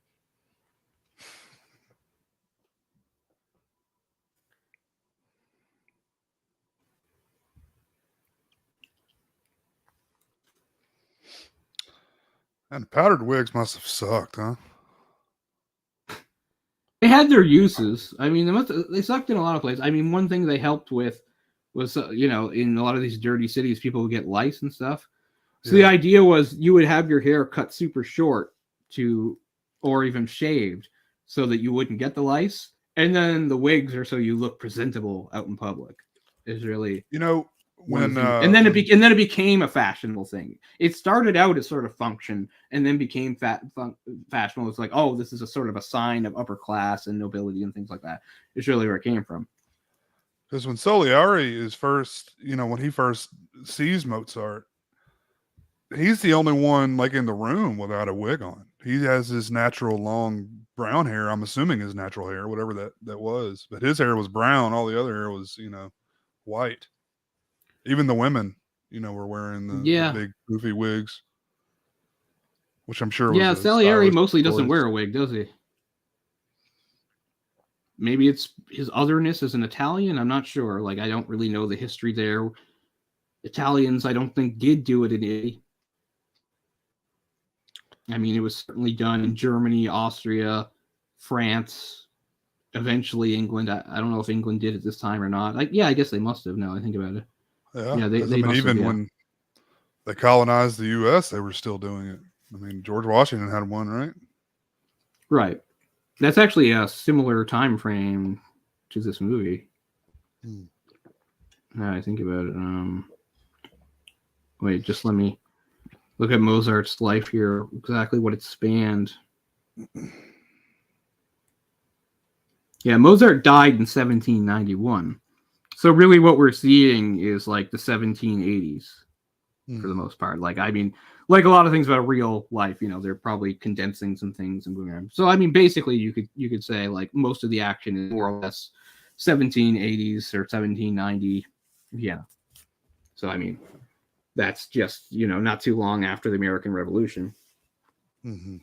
When you had people like George Washington and Thomas Jefferson and stuff like that. Yeah, still following the British style of the wigs. So there you go. So yeah, so England obviously had it too. So, but Italy, yeah, I think it's to show himself as Italian, maybe, because I don't think Italy did it.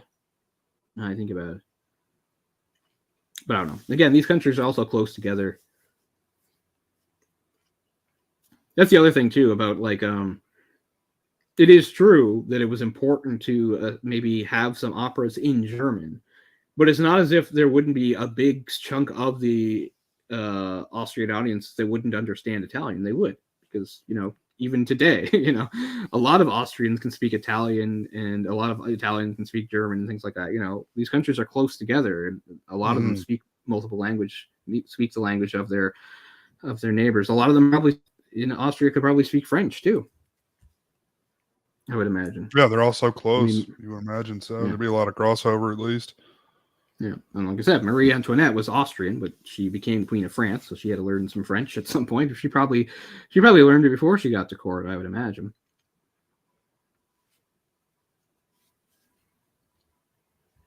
But yeah, Mozart lived from 1756 to 1791, died at the age of 35. I mean, he is such a fascinating figure. I mean, as far as like the classical, that gamut, like the group of classical composers goes, he's probably my second favorite. Like, I like Bach. Bach's my highest, the Baroque Bach, but Mozart's second. So I love a lot of Mozart music. I played a lot of Mozart music, things like that. I like Chopin a lot too, because Chopin was very piano centric. But actually, what's funny is Salieri, that piece he plays, that march. Like, I played that a bit when I was a kid. Really? That march. So that's how I know that I wouldn't be able to sight read it that well. It's a fairly simple song until what Mozart gets a hold of it. But yeah, I did play it. So I did actually play at least one or two things by Salieri. Salieri does make that good point in the opening when the priest comes to see him. He plays him a few of his things on the piano or the harpsichord, and the priest doesn't recognize him. Then as soon as he plays something by Mozart, of course he knows it right off. And yeah, we do too, right? Like, pretty much the audience, It's the same thing. We know that song. Bum, bum, bum, bum, bum, bum, bum, bum, bum. Like, we know that. Yeah. He's like, oh yeah, immediately. Yeah. Yeah. The difference is, I don't think Salieri was that forgotten by that time. I mean, now it is fair. Because I mean, Salieri, again, he was a big pillar of opera. I mean, this is a couple decades later, but I mean, he's still alive. I don't know if so he wouldn't have been completely forgotten as he would like 100 years later. Throughout the 19th century, he was basically forgotten. Like, yeah. So it would have been around that time, I would imagine, because you said Mozart died in 1792. 1791. So I mean, 1791, so the movie is accurate. He outlived Mozart by about 40 years. He died, I think, in 1825 or something like that. The movie is set in 1823. Towards the end of his life. He was older than Mozart, but he outlived him by quite a bit because Mozart died so young. But yeah, basically after his death, he was more or less forgotten, and opera sort of moved in a different direction too. But that's not all on him. I mean, there are other people from the period that also they moved on from, because again, times just move.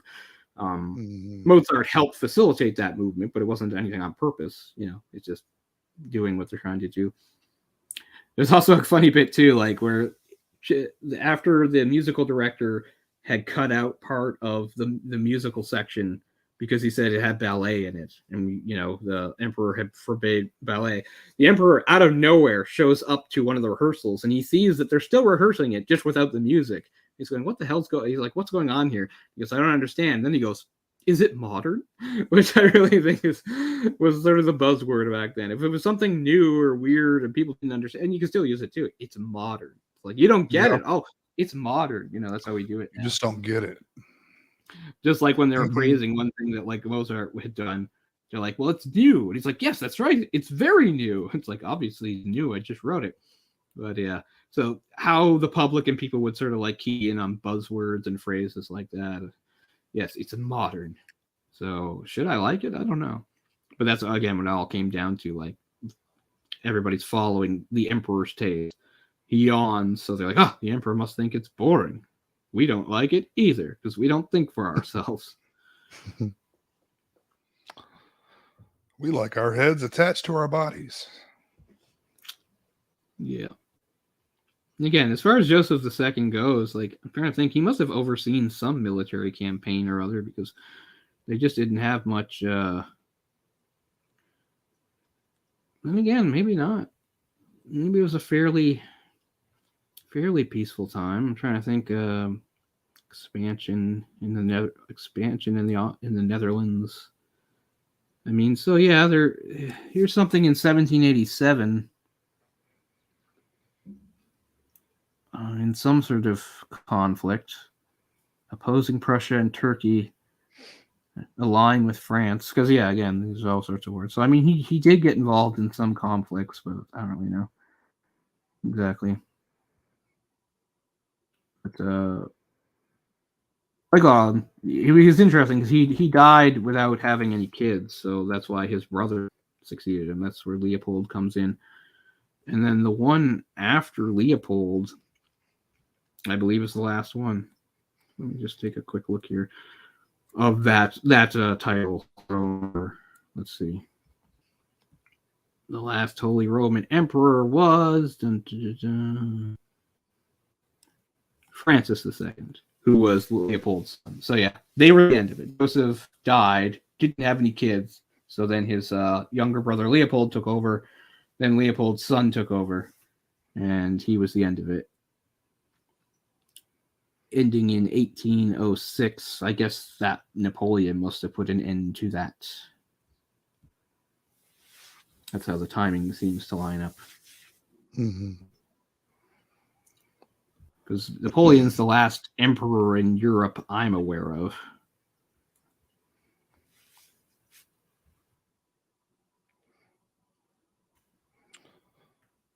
Here, Francis II. This is important to the movie. This is just me trying to find my own thing. Yeah, fighting against France on the side of Great Britain and Russia, Sweden, the war. Yeah, that's right. Austria played a major role in the final defeat of France. So yeah, it's not like, okay, so that wouldn't have ended. Okay. So Napoleon was involved, but I mean, yeah, obviously Napoleon was defeated and he was still alive. So I'm not really, I guess I'm too stupid to figure out what actually did the whole title of Holy Roman Emperor or Emperor of Austria. Because he was the last Holy Roman Emperor. Oh, I see. But he was technically not the last Emperor of Austria. In fact, the last Emperor of Austria goes all the way into the 20th century. That's interesting. So there were still Austrian emperors in the 19th century into right after World War One. Okay. See, again, it's hard because of all the intermingling. Like I said, when we looked up like what his titles were, like he wasn't just this; he Right. was king of Germany and a few other things, and of course, then things split off.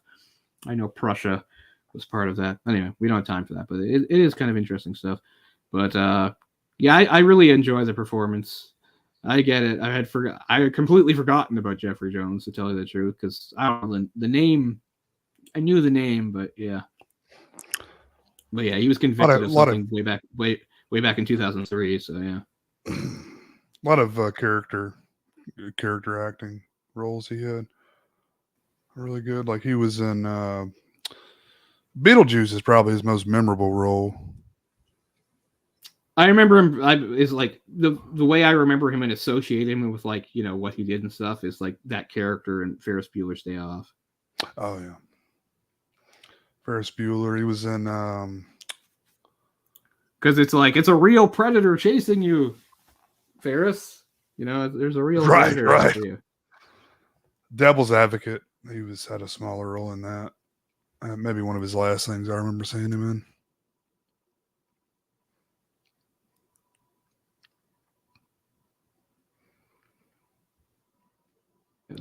Yeah, very prominent during this time. Very prominent actor.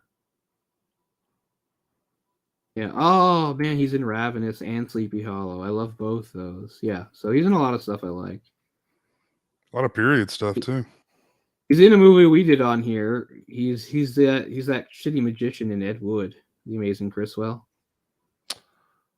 Oh, I forgot he was in that. Another Tim Burton. Okay. Yeah. So that's the other movie that we covered on here that he's in, Ed Wood. Did he do any other Tim Burton movies besides those two? Sleepy Hollow. Oh, Sleepy Hollow. That's right.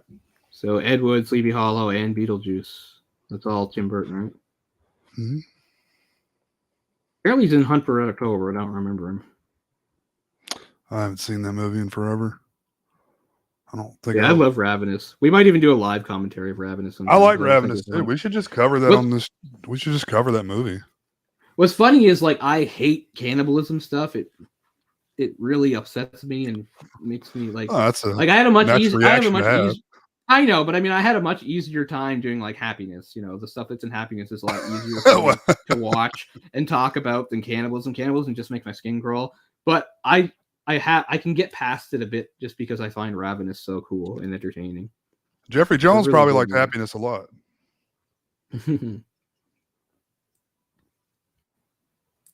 But yeah, I like Ravenous a lot, and I have access to it because it's on Disney Plus for whatever fucking reason. Isn't there I've been meaning to rewatch it. I believe so. I don't think I may have only seen that in the theater, honestly. Really? You haven't seen it in all these years? I don't think so. Oh man, yeah. I liked it a lot. Super entertaining. Yeah, it's a super entertaining movie. Fun music in it too. That's It has one of the most violent end fights you'll ever see in a movie. Like the final fight between those two guys is one of the most brutally violent I've ever seen. In fact, I was thinking about it not too long ago because I was watching the Indonesian film The Night Comes for Us. Oh yeah. It's one of the only the end fight in that is also like of similar brutality. I would just say they're basically maiming each other throughout it. So I watched that again recently in Headshot, and it actually made me think, like, what other end fight in a movie is this brutal? And I was like, oh yeah, Ravenous. Yeah, it's been a few years since I've seen it, but not too many though. I've watched it throughout the years because it's one that I've just always really enjoyed. And yeah, cannibalism really does creep me out and upset me, but I don't know. I can kind of get it past it a little bit in that movie. There's still parts where I probably have to look away, like when the guy's being nursed back to health and they're feeding him stuff, and I know what they're feeding him. I mean, I get it. Yeah. It's not real cannibalism. It's just in the movie, but it's still enough. Like I can't look at it. Things like that. I watched it live for the first time not too long ago. Yeah, that upsets me because that was real. I didn't care for it. I thought it was overrated. Yeah, I've never bothered with it. Quite boring. Yeah, I've just never bothered with it. And I mean that there is, of course, the obvious reason, but also I kind of felt like, can it really even be that good? Like I hadn't really heard it was good. It's just more of like one of those movies everybody knows, but isn't necessarily because it's great or anything. I only knew it because I bought a ticket to that to see an R-rated movie at the theater at the time. So I don't even remember what I saw, but it's not that. But I do have a ticket to it. I have a stub still. Right. But I was just like, whatever. I'll, check it off the list because it, has a great cast, but it's kind of Alive? underwhelming. Yeah, it's not bad. I have no idea who's in Alive. Who's in Alive? It's oh,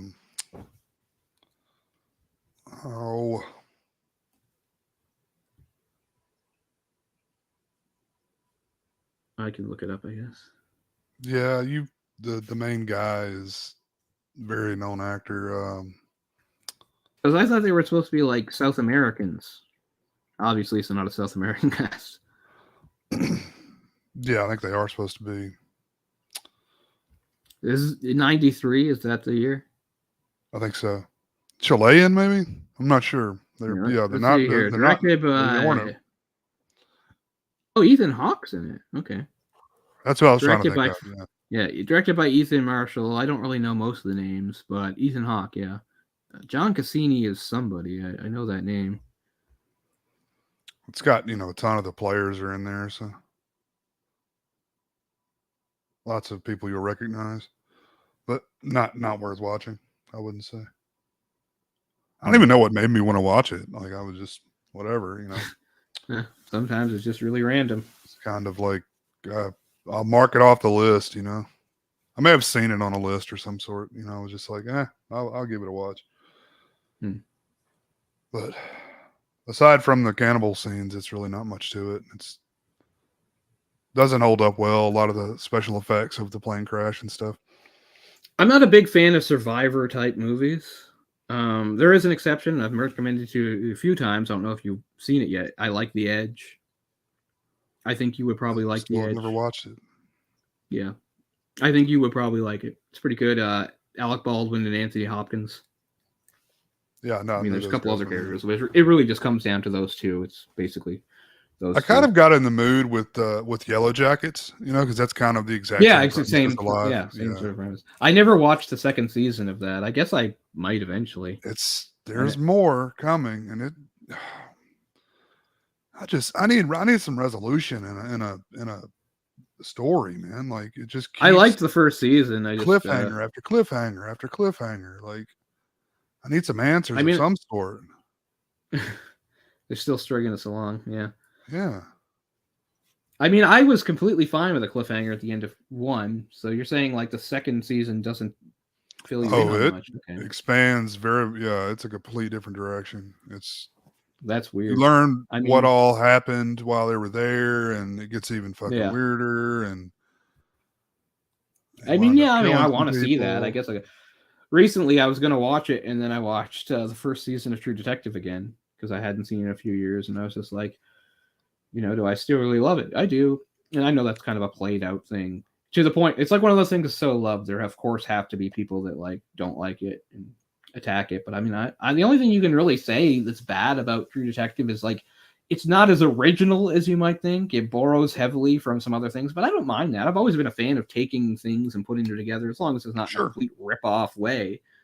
And I always think it's a good performance by Matthew McConaughey, not just because it's like that, because it's really against type. Like, it's not the type of character he played at all, and it's not the type of personality he has in real life. So I think that deserves something. And I mean, he's a kind of a negative, nihilistic character, but I mean, the older I get, the more I feel the way he feels. And I mean, I didn't even have a kid who died. Like, he had a kid who died, which is part of like his dark backstory. Like in the very first episode, when he's having in the very first episode, one of the conversations he's having with Woody Harrelson about like what he believes and stuff like that. Like he says, like what I think I've said before on this show is like, I think that what humans really should do is just like stop reproducing and just, go off into the sunset and leave. Like he says that. And I kind of believe that. I'm not saying it's wrong to have children or we should stop it. I'm just saying, I don't think it's a tragedy if we do. I think I said this before because we did the whole movie on it. We did Children of Men. Like, I don't find Children of Men tragic. I'm like, if that happens, that happens. I don't disagree with you. I mean, we're obviously the biggest detriment to this planet. since we've Yeah. walked out of the water. Yeah. But yeah, I mean, I'm not trying to say, oh, we need a cataclysm to thin our number. Like, I don't want people to die. Of course I don't. Like, no matter like what, I think the world's overpopulated, but I also think everybody Sure. has worth and value. Nobody has to be here, stuff like that. Yeah. But I just mean, I do think if that happened, it's like, we got to a point where women just can't give birth anymore, and like, there's no more children. I get how it's sad to not have children in your world anymore. Like, it would be a sad thing to live through for sure. But I just don't really think, and I know it's easy for me to say, I got to live. You got to live your life. Right, what about all the people that want to live? I don't know. Nothing lasts forever. There has to be an end point, some point. I mean, everybody acts like humans are going to live forever. We're not, man. We might not even last another couple hundred years at the rate, say, the planet's going, which is ties into something I was almost going to say about Mozart. I was talking about how staggeringly famous he is, right? It's hard to find a person more famous or on his level, because the idea is, like, I was going to say, like, they'll still be talking about Mozart for more hundreds of years after this, assuming we're not all dead. Definitely for sure. He's had that much of a mark on history. Many people think the greatest composer of all time, and just such an innovator in his field and everything he brought. And this movie is only kind of really a tiny piece of it. And it's interesting because that's really the story. It's not the story of Mozart. It's the story of Salieri. It's the story of an ordinary man being eclipsed by Mozart and having it drive him mad, which again is a little schmaltzy and maybe not believable, but that's the ride you take for the movie, right? Nobody's saying it's actually historically accurate or that's what happened. It's just a fun idea. Like, here's the secret story. Like, Salieri actually really hated him and resented him and blah, blah, blah. And he tried his best to sabotage him. And the one angle on that, of course, is that Mozart died young and he had terrible health and kind of withered away. It's like, so there is an angle there to, like, maybe somebody was working behind the scenes to ruin him. But as I said, the movie, you can't really say he takes full responsibility for Mozart's death. I mean, Mozart had health problems, and it was just more like, yeah, I helped him kind of work himself to death a little bit by making him get obsessed with doing that Requiem. But still, that doesn't really kill a person. And yet, it is a weird ending too, because you would think maybe the priest would say something like, oh, okay, well, you had some bad intentions there, but you didn't kill him. But the priest is just like the priest is like, found out he's been in the cell with Hannibal Lecter all along. It's like, oh, this guy's a psychopath. He just leaves without being able to say anything. And then Salieri really leans into it. That's our ending, right? Like, he's being wheeled down the hallway. He's just like, but he's like, I'm the patron saint of mediocrity. He's like, I absolve you. And it's so sad because it's like, you weren't mediocre, dude. You were really special. Actually, one of the benefits of telling a story about Salieri in this way is that it actually did spark a rediscovery of him in the wake of the musical and of course the movie itself. A lot of people sort of did go, who was Salieri? What was his music? And it's kind of brought about a revival of him in a way. So in one way, it's kind of smearing him, but again, it's a fictional account. It's not really supposed to be what he was really like. So it did have a positive effect sort of on his legacy, because it did sort of show some people that. And by the way, it's funny, we were making jokes before about the Amadeus song by Falco, the German.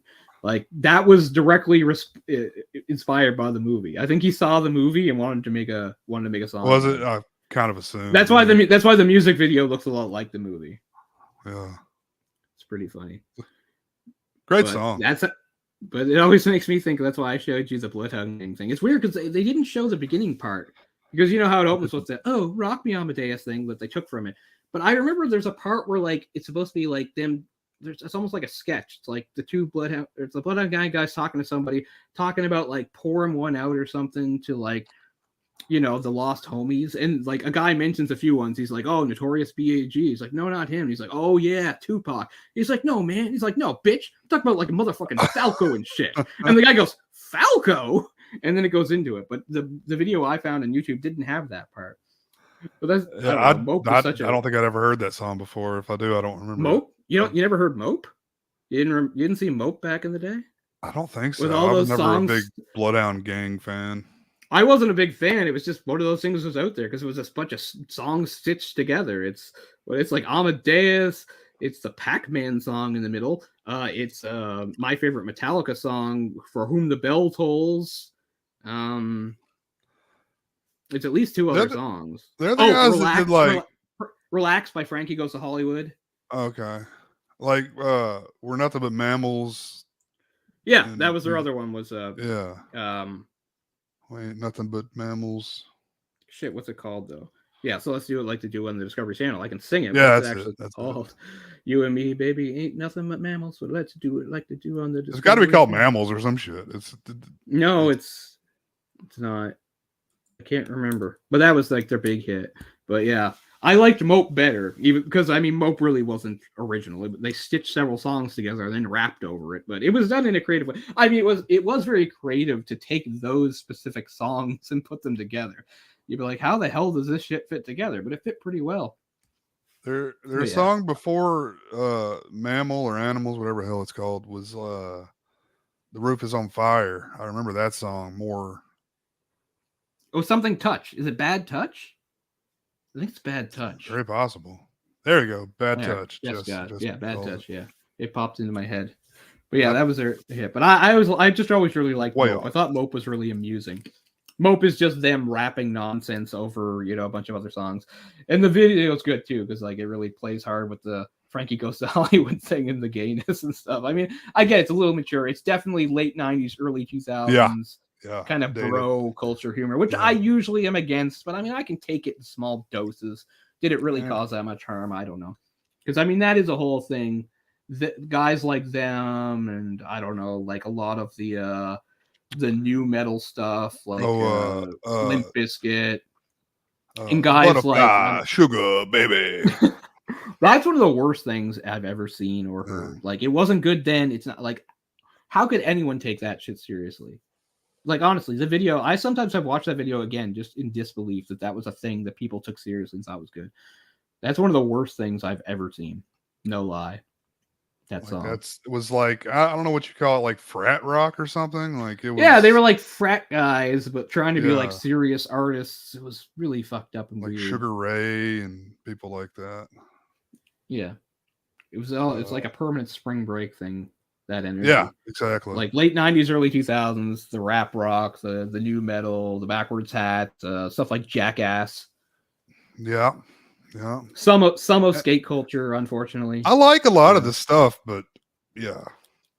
It moved things backwards in a lot of ways, which is unfortunate. Speaking like as somebody who was like into more serious and introspective artists, like it did kind of undo some of the progress I think we had made as far as things like sexism and homophobia and things had gone. Like it kind of moved us backwards. Because if you look at like the cover of Rolling Stone in like 93, you had like people like Kurt Cobain or Michael Stipe on the cover, and they're, talking about feminism and I don't know, being a vegan or whatever. I'm not saying that because I don't give a shit about being a vegetarian, but I just mean, things like that, like animal cruelty, maybe stuff like that, or Zach De La Rocha, Rage Against the Machine. Then like a couple years later, it's just like Fred Durst and Kid Rock. And all these assholes with their backwards. Well, hats. Woodstock 99. That pretty much sums it all up. That's where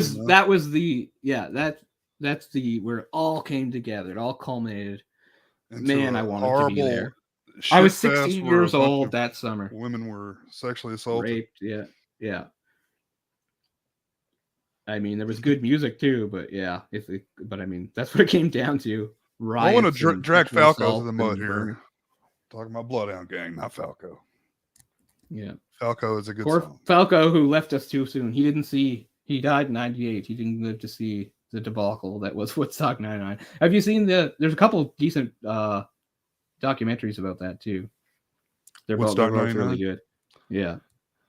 It's all really depressing, man, because I lived through that, Well, I mean, that summer I wanted so badly to be. I was 16 years old, right? Mm-hmm. All I could think of was how amazing it would be to get in a car with some friends and drive down to New York. It wasn't that far of a drive and be there. Like, I mean, I probably would have gotten killed if I'd gone. Like, I probably would have gotten like stomped in some mosh pit, probably. But still, I wanted it so badly. And I saw some of the I remember it was just only over a weekend, but that Much Music showed basically the same kind of coverage that MTV did. Like, you could get through like pay-per-view or something. You could see everything live if you had like satellite TV or something, but we didn't. So we just got every once in a while we got something, and it was cool getting Much's coverage because it was the Much Music crew there. So it was through the Canadian lens, and there was an emphasis on some of the Canadian performers. A lot of them weren't on the main stage. Like a lot of people don't know because they didn't play the big stage, but like Our Lady Peace was there. the Tragically Hip were there. Alanis Morissette was there. In fact, Alanis Morissette and I think one other person were the only female performers. I don't remember who the other one was, but another one of those.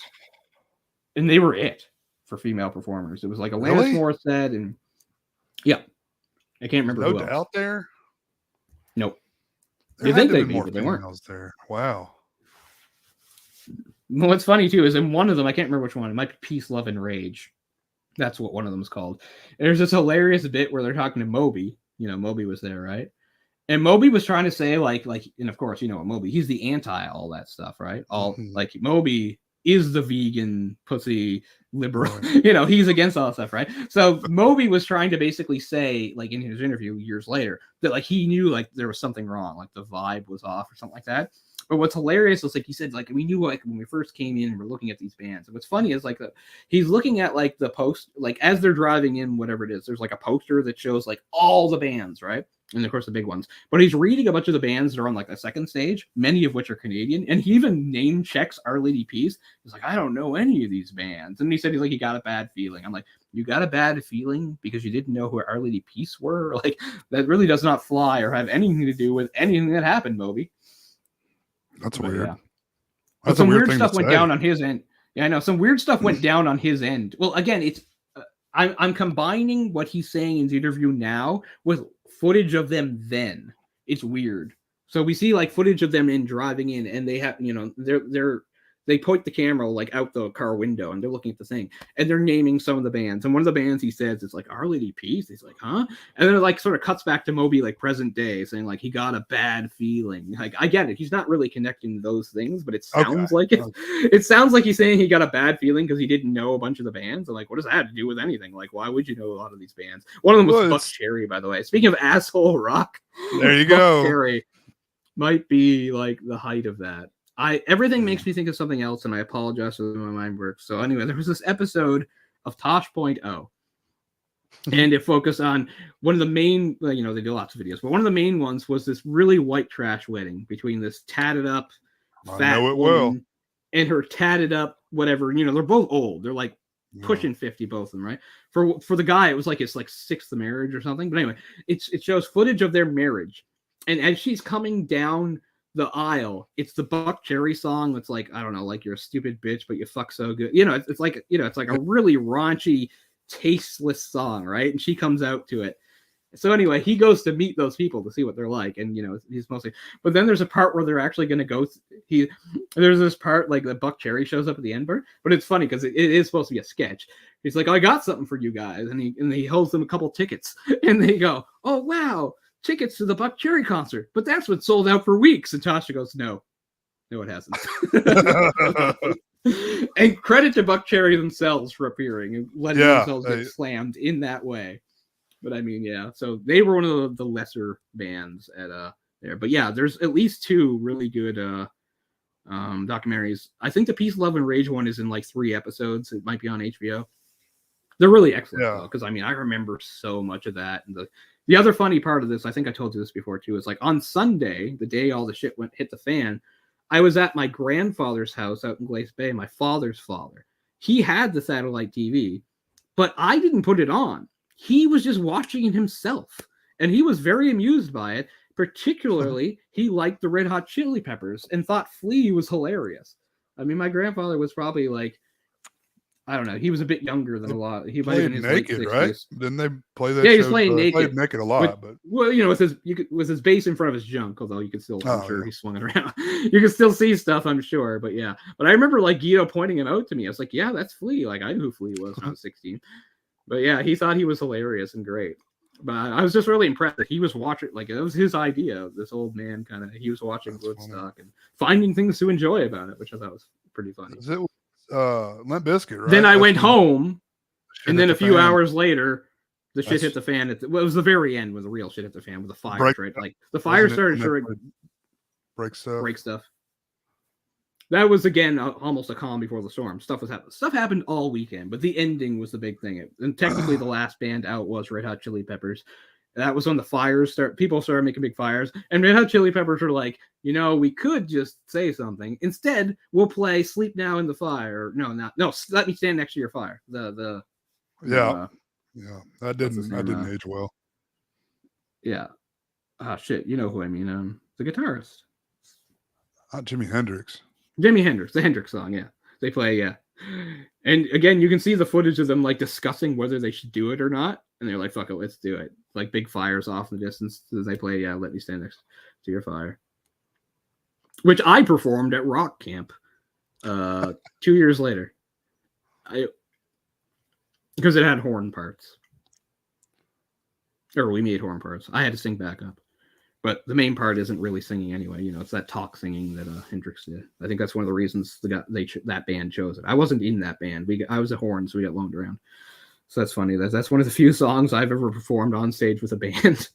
Was "Let Me Stand Next to Your Fire." Although all I did was mostly all I did was the "Let Me Stand Next to Your Fire." Like that was really the only part I really had to do in that song. But it's pretty funny. You played horns? I was a saxophone. Oh, you were I played alto sax. So when I was at Rock Camp in 2000, and I was again as an overager when I was 2002. I was 19 and technically working for the newspaper. This is a long story, but anyway.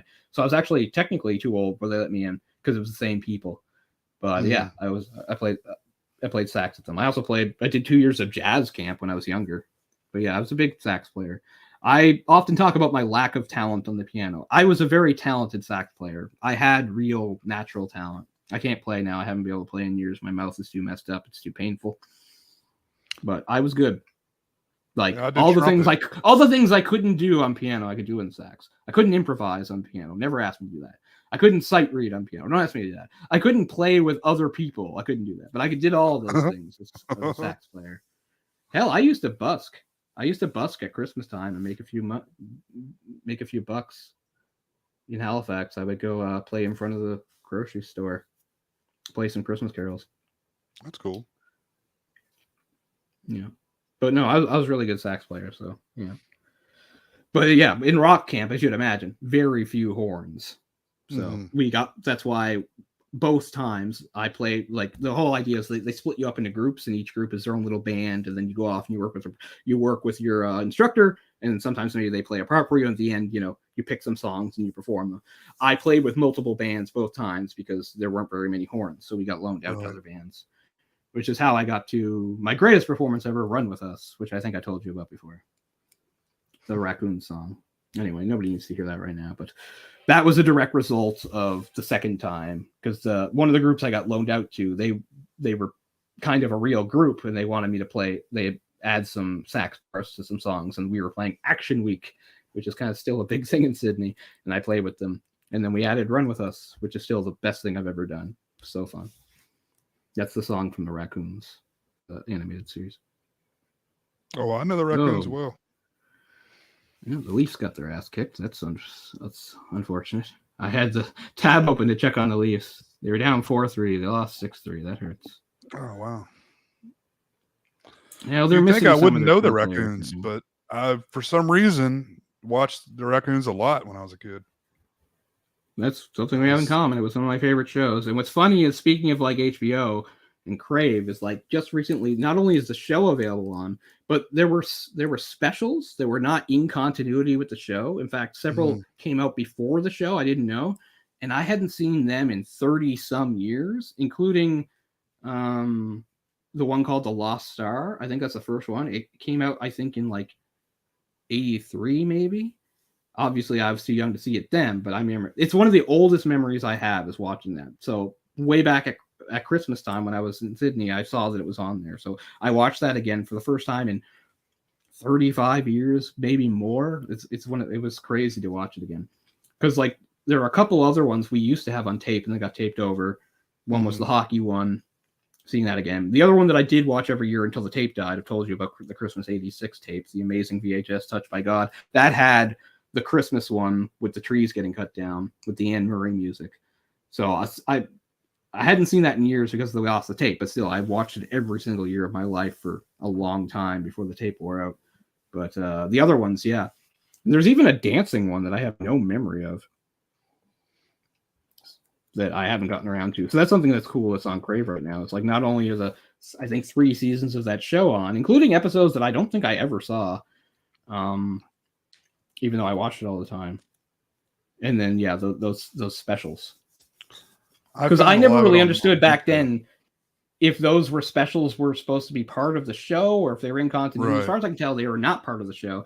In fact, I think even the voices are different for a couple characters in some of the specials. But yeah, that's pretty amazing. But anyway, Run With Us was the end song, which it's one of those really weird things. It's like, how does this tie into an animated show about raccoons in a forest? It doesn't, but it's just one of those things you accepted, right?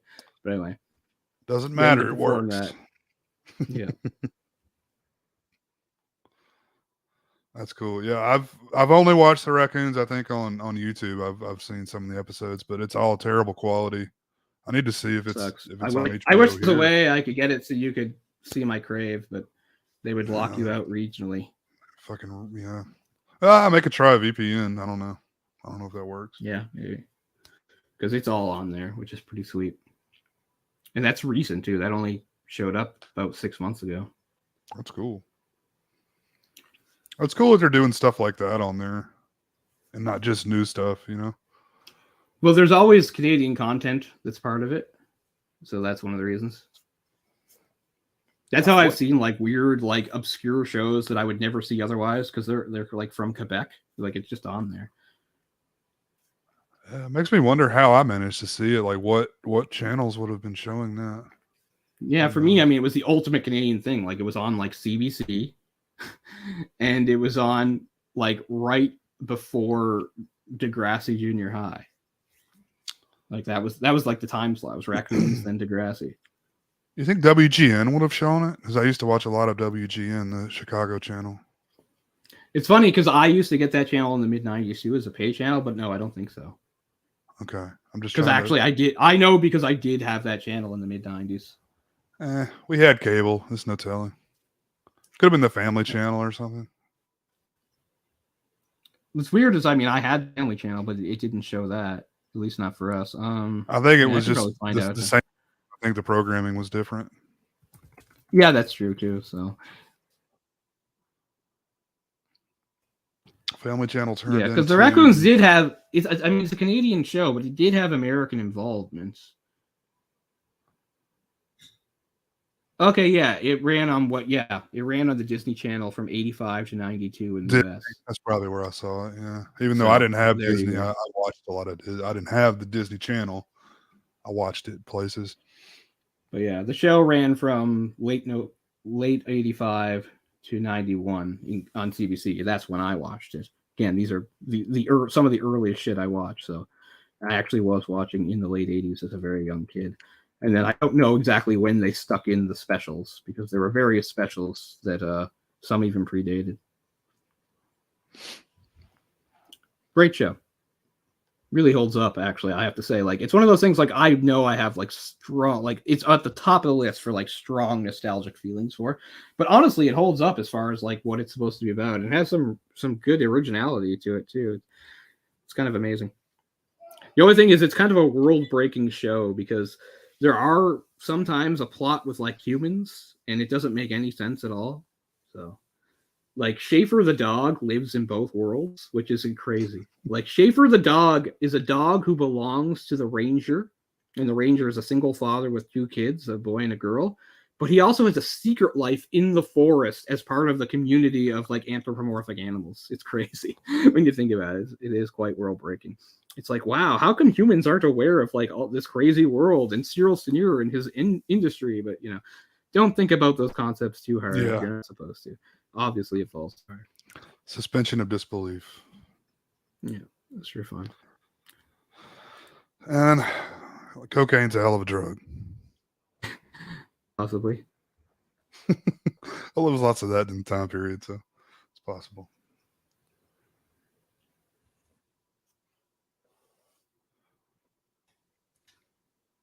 Anyway, the other thing I was thinking about with this movie, as I pointed out, was we mostly avoid like a big famous movie like this, particularly something that have won Best Picture. So this is the third movie we've done that won Best Picture.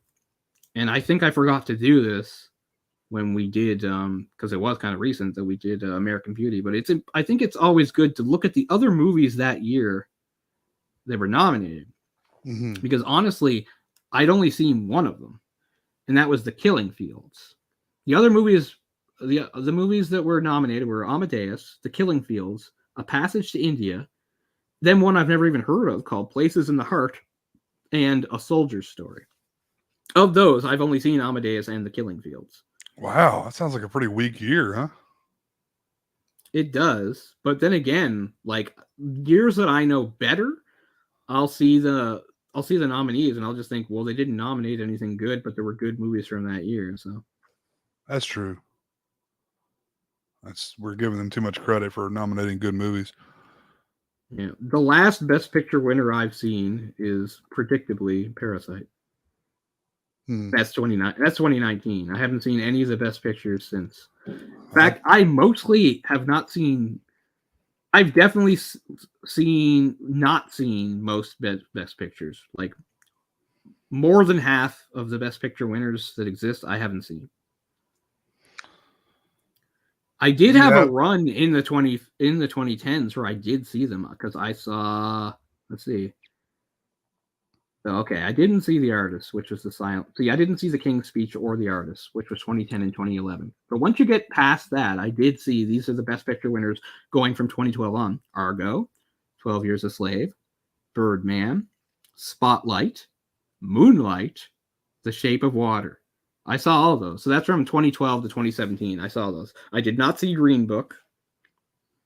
And then after that was Parasite.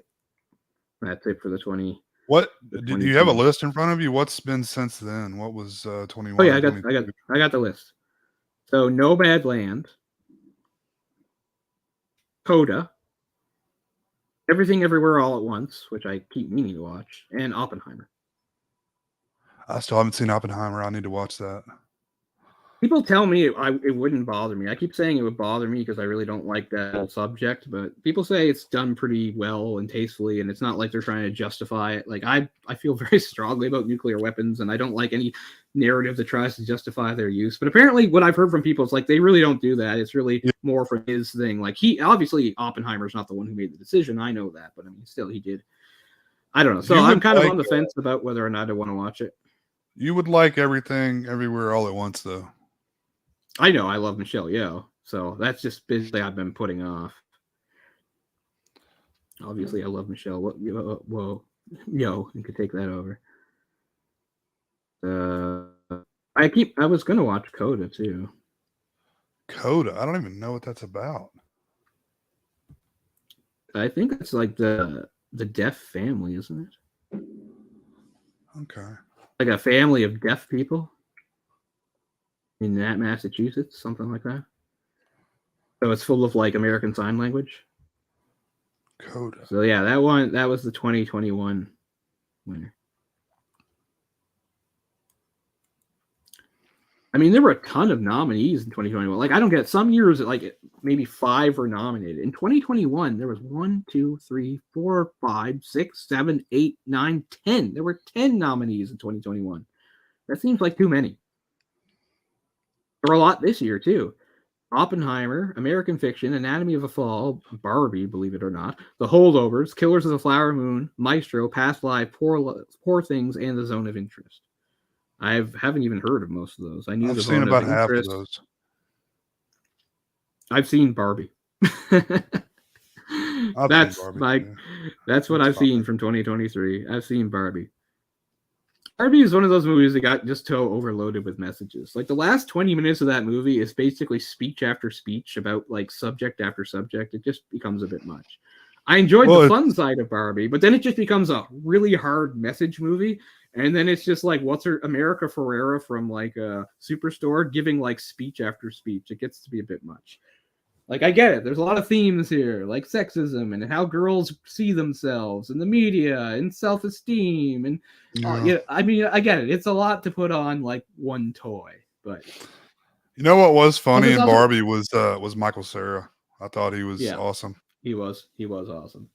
I loved his character.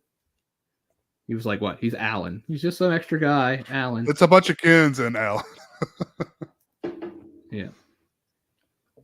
Perfect role for Michael Cera. Yeah. What's funny is So like I well. don't know if it's in the U.S., but like he's actually shown up lately for me because it's not like I've seen any movies. There's actually commercials going around with him now because there's some skincare product and it has like Sarah in the title. So I think you can probably look up a commercial. It's pretty funny. It's basically like a fake commercial he makes for it, and then it's him like showing the boardroom, and it's of course very cheesy and sensual and stuff. I feel like I may have seen that. I don't know where, Yeah. but huh. Hold on, I'll look up what the brand is called. I'd pull it up if I wasn't afraid of copyright. I mean, it's just a commercial. Did we get dinged on that? You know how stuff is, man. It's better safe than sorry.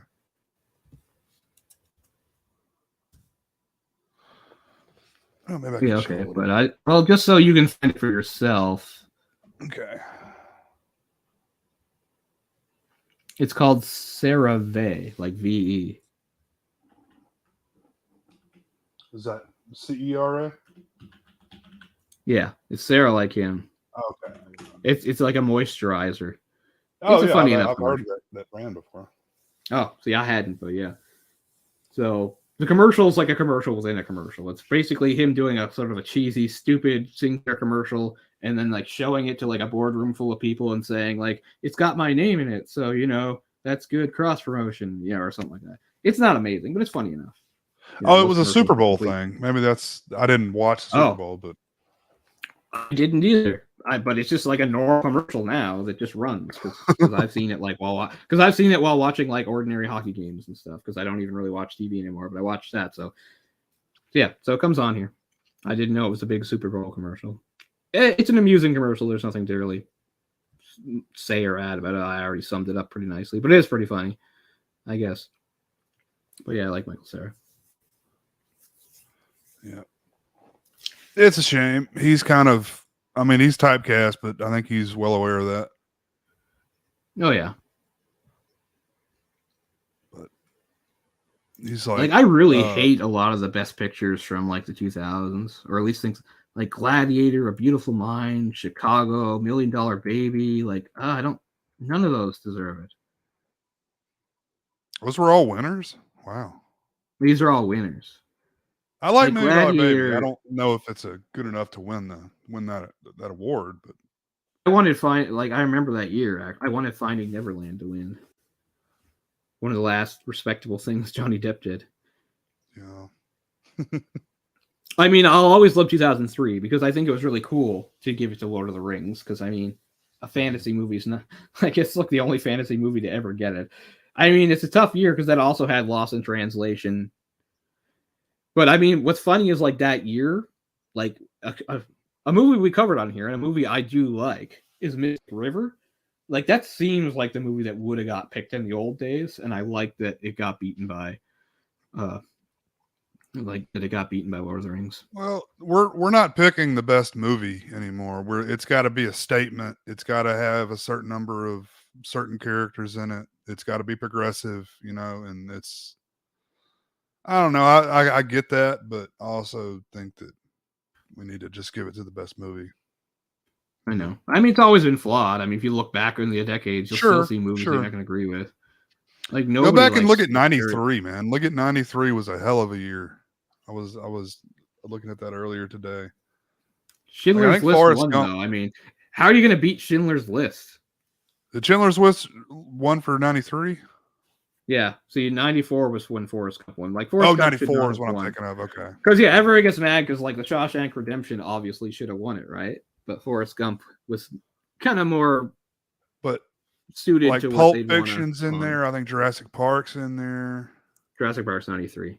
See, I don't think Pulp Fiction would be worthy of Pulp Fiction is fine. I don't get people loving it. It's a style over substance movie. Yeah, see, I can't. It's a style over substance movie. It's like in The Matrix. I like The Matrix, but it doesn't have anything really deep or great to say, and I kind of feel that way about Pulp Fiction.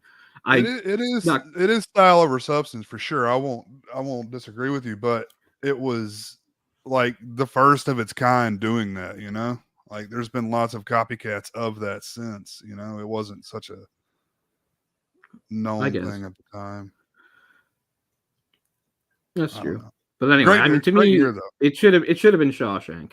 If I was going to say it had to be anybody, it should have been Shawshank. Did Forrest Gump win the year Shawshank was Yeah, there? Forrest Gump won. You can understand why. Like it's all the buttons. You know, it has a much more famous cast than Shawshank. I watched Forrest Gump about a year ago, and of course I've seen it before. But I mean, it's a fine movie for what it is. You know, it's just like a people pleaser type movie. You know, it's like a movie. It's a people pleaser movie. Grandmother or something. You know.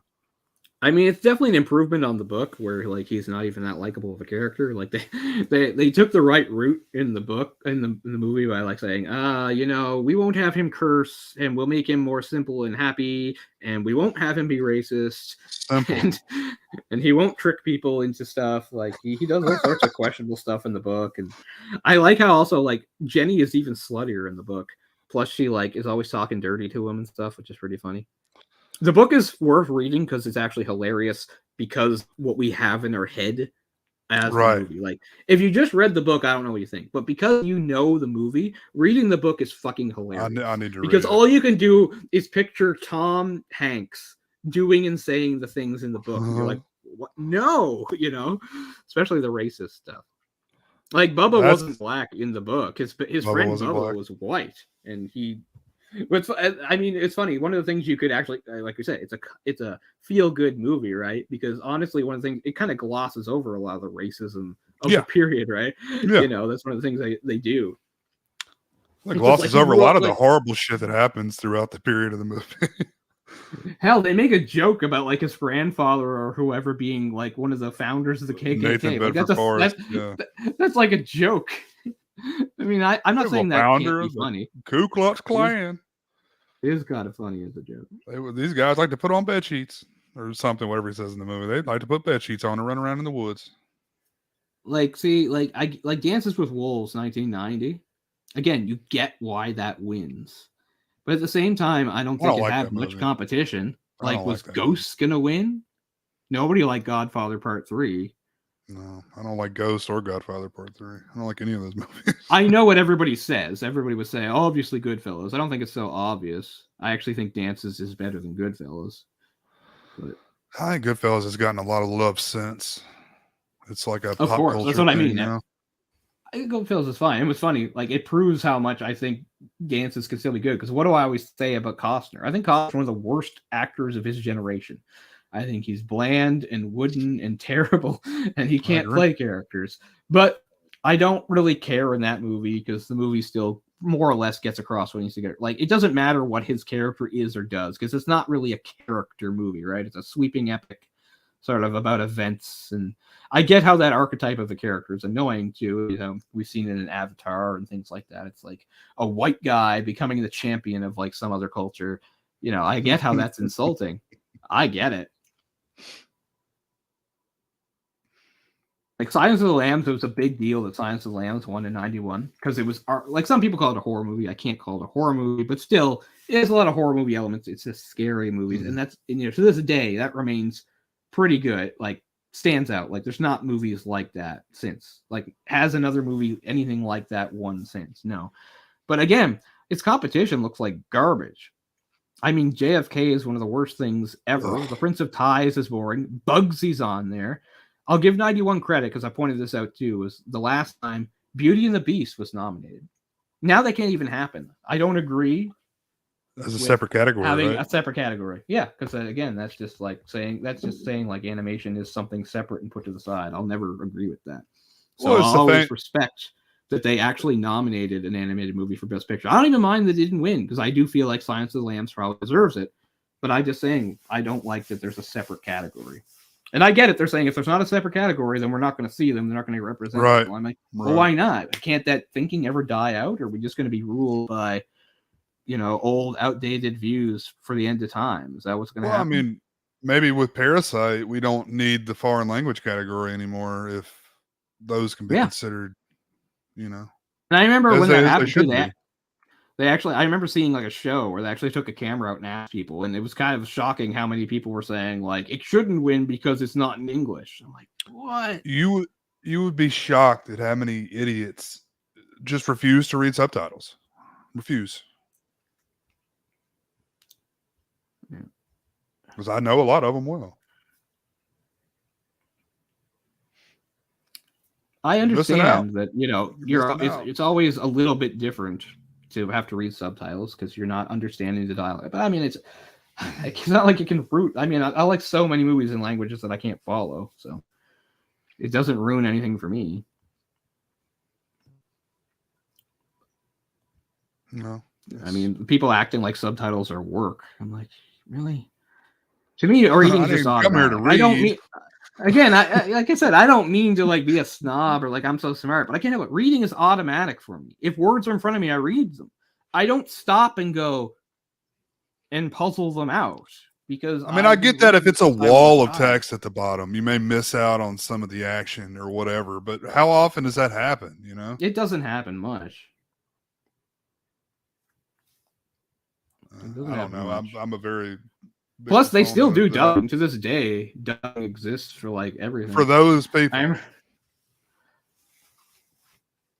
remember they made like a live action show of like, I don't know if it's supposed to be based on the anime or what, but they made like a live action Lupin the Third show about like Lupin the Thief, Arsène Lupin. And I think like it was a black guy playing him. Not that I have any problem. I just remember that it was like a Netflix show just like a couple of years ago. And I think it was originally maybe in French or something. And there was this whole thing about like the dubs for it. And I was like, I can't remember my point anymore. It was just something about somebody tweeting something about the dub. And I said, why does this exist? Or something like that. And they were like, what do you mean? I was like, what about subtitles? You know, and they just like didn't have any answer or something like that. I'm not saying dubbing is bad. Dubbing gives people, I guess, another job to do, right? It's true. I mean, I have Disney Plus. Disney Plus has dubs of many things in many languages, which I guess is good. Like, if I ever want to, there's so many like things on Disney Plus I could watch like in Portuguese. I'm not kidding. So I guess that's kind of cool. Like, I mean, not just subtitles. Like, you can get subtitles in other languages, but you can get dubs too. Sometimes I'll watch like a really famous movie that I've seen many times. I'll watch it like with a Spanish dub just to see how weird it feels to me. I think I did that with like Scream or Scream 2 once. I think I watched it with a Spanish dub. It was pretty funny. And it's not me like making fun of Spanish people or Hispanics or people who speak Spanish. I'm just saying being so used to the movie and then having these different voices dub it in Spanish. And and it is funny how it works. Like, there's a good joke about that in fucking like one of the Home Alone movies, right? I think it's Home Alone 2. Yeah, it must be Home Alone 2. They do it both times because the first time it's in French. Because in Home Alone 1, right, they're in Paris, right? So they're in Paris. I don't remember what movies they're watching, but they're watching some well-known American movie in France. So it has a French dub. But I just remember, like, in the second one, they're down in Florida, and they're watching.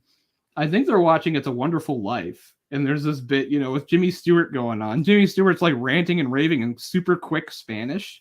And it is just so funny because it just seems so unnatural and so strange. But yeah, I can't remember what movie it was in the first one. It was something in French. Yeah, my TV keeps converting to Portuguese. And it'll be like a documentary I'll put on, and I don't know what language it's originally in. So I'll watch it for a little while. I'm like, wait, they're speaking English. I'll watch like 10 minutes of the damn thing before I figure it out. And Portuguese is so different than Spanish, you know, so. This eventually fixed itself, but for a long time on my Disney Plus, it wasn't a dub, but it was for the subtitles. It's like, I turned the subtitles on, I would turn them to English, and then it eventually did fix itself. I don't know if it was a bug or what, but for like weeks this went on. Anytime I watched anything, German subtitles just automatically popped up. Even if I turned it, paused it, and turned it to English, it would just stay on German. That eventually worked itself out. So I watch a lot of stuff with subtitles now anyway, just so I don't miss anything, holy shit. You know? Look at were there a ton of movies nominated in 2022, but man, like just the variety. So Everything Everywhere All at Once, which is like a weird kind of fantasy, kind of philosophical type movie one, right? Also nominated was the remake of All Quiet on the Western Front, which is a remake of one of the greatest war films of all time. Then you have the sci-fi masterpiece Avatar: The Way of Water. Then you have like independent like Irish drama, The Banshees of Inisherin. Then you have flashy biopic Elvis about Elvis Presley. Then you've got like your little introspective, kind of semi-autobiographical Steven Spielberg, The Fablemans. Then you got Tar, which is about like a woman composer, I think, but it's also kind of like a psychological drama. It's not just like a.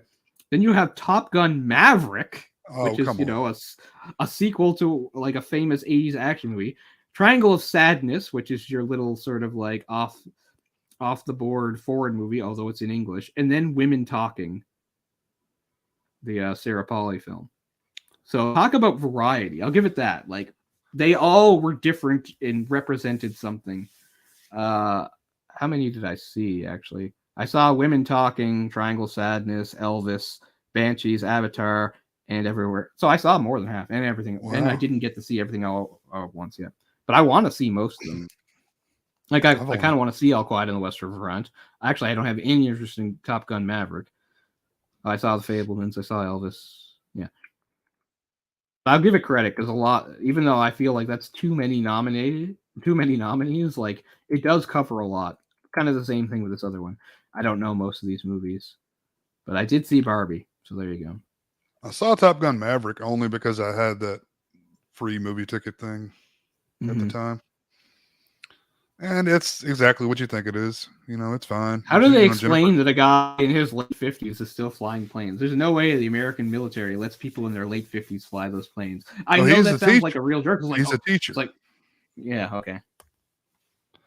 Well, that's Jennifer Connelly. I know it's like, what? You think somebody in their late 50s can't do anything? I'm like, of course they can. It's just like, when it comes, that's the whole point of Top Gun, though. Like, your career as one of those pilots is short.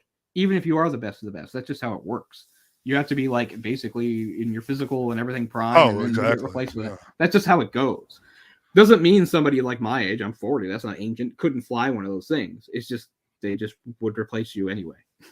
Yeah, I mean, assuming you. I'm thinking like Tom Cruise is like 58, 59 in that movie. Yeah, but before your reflexes are shit when you get older.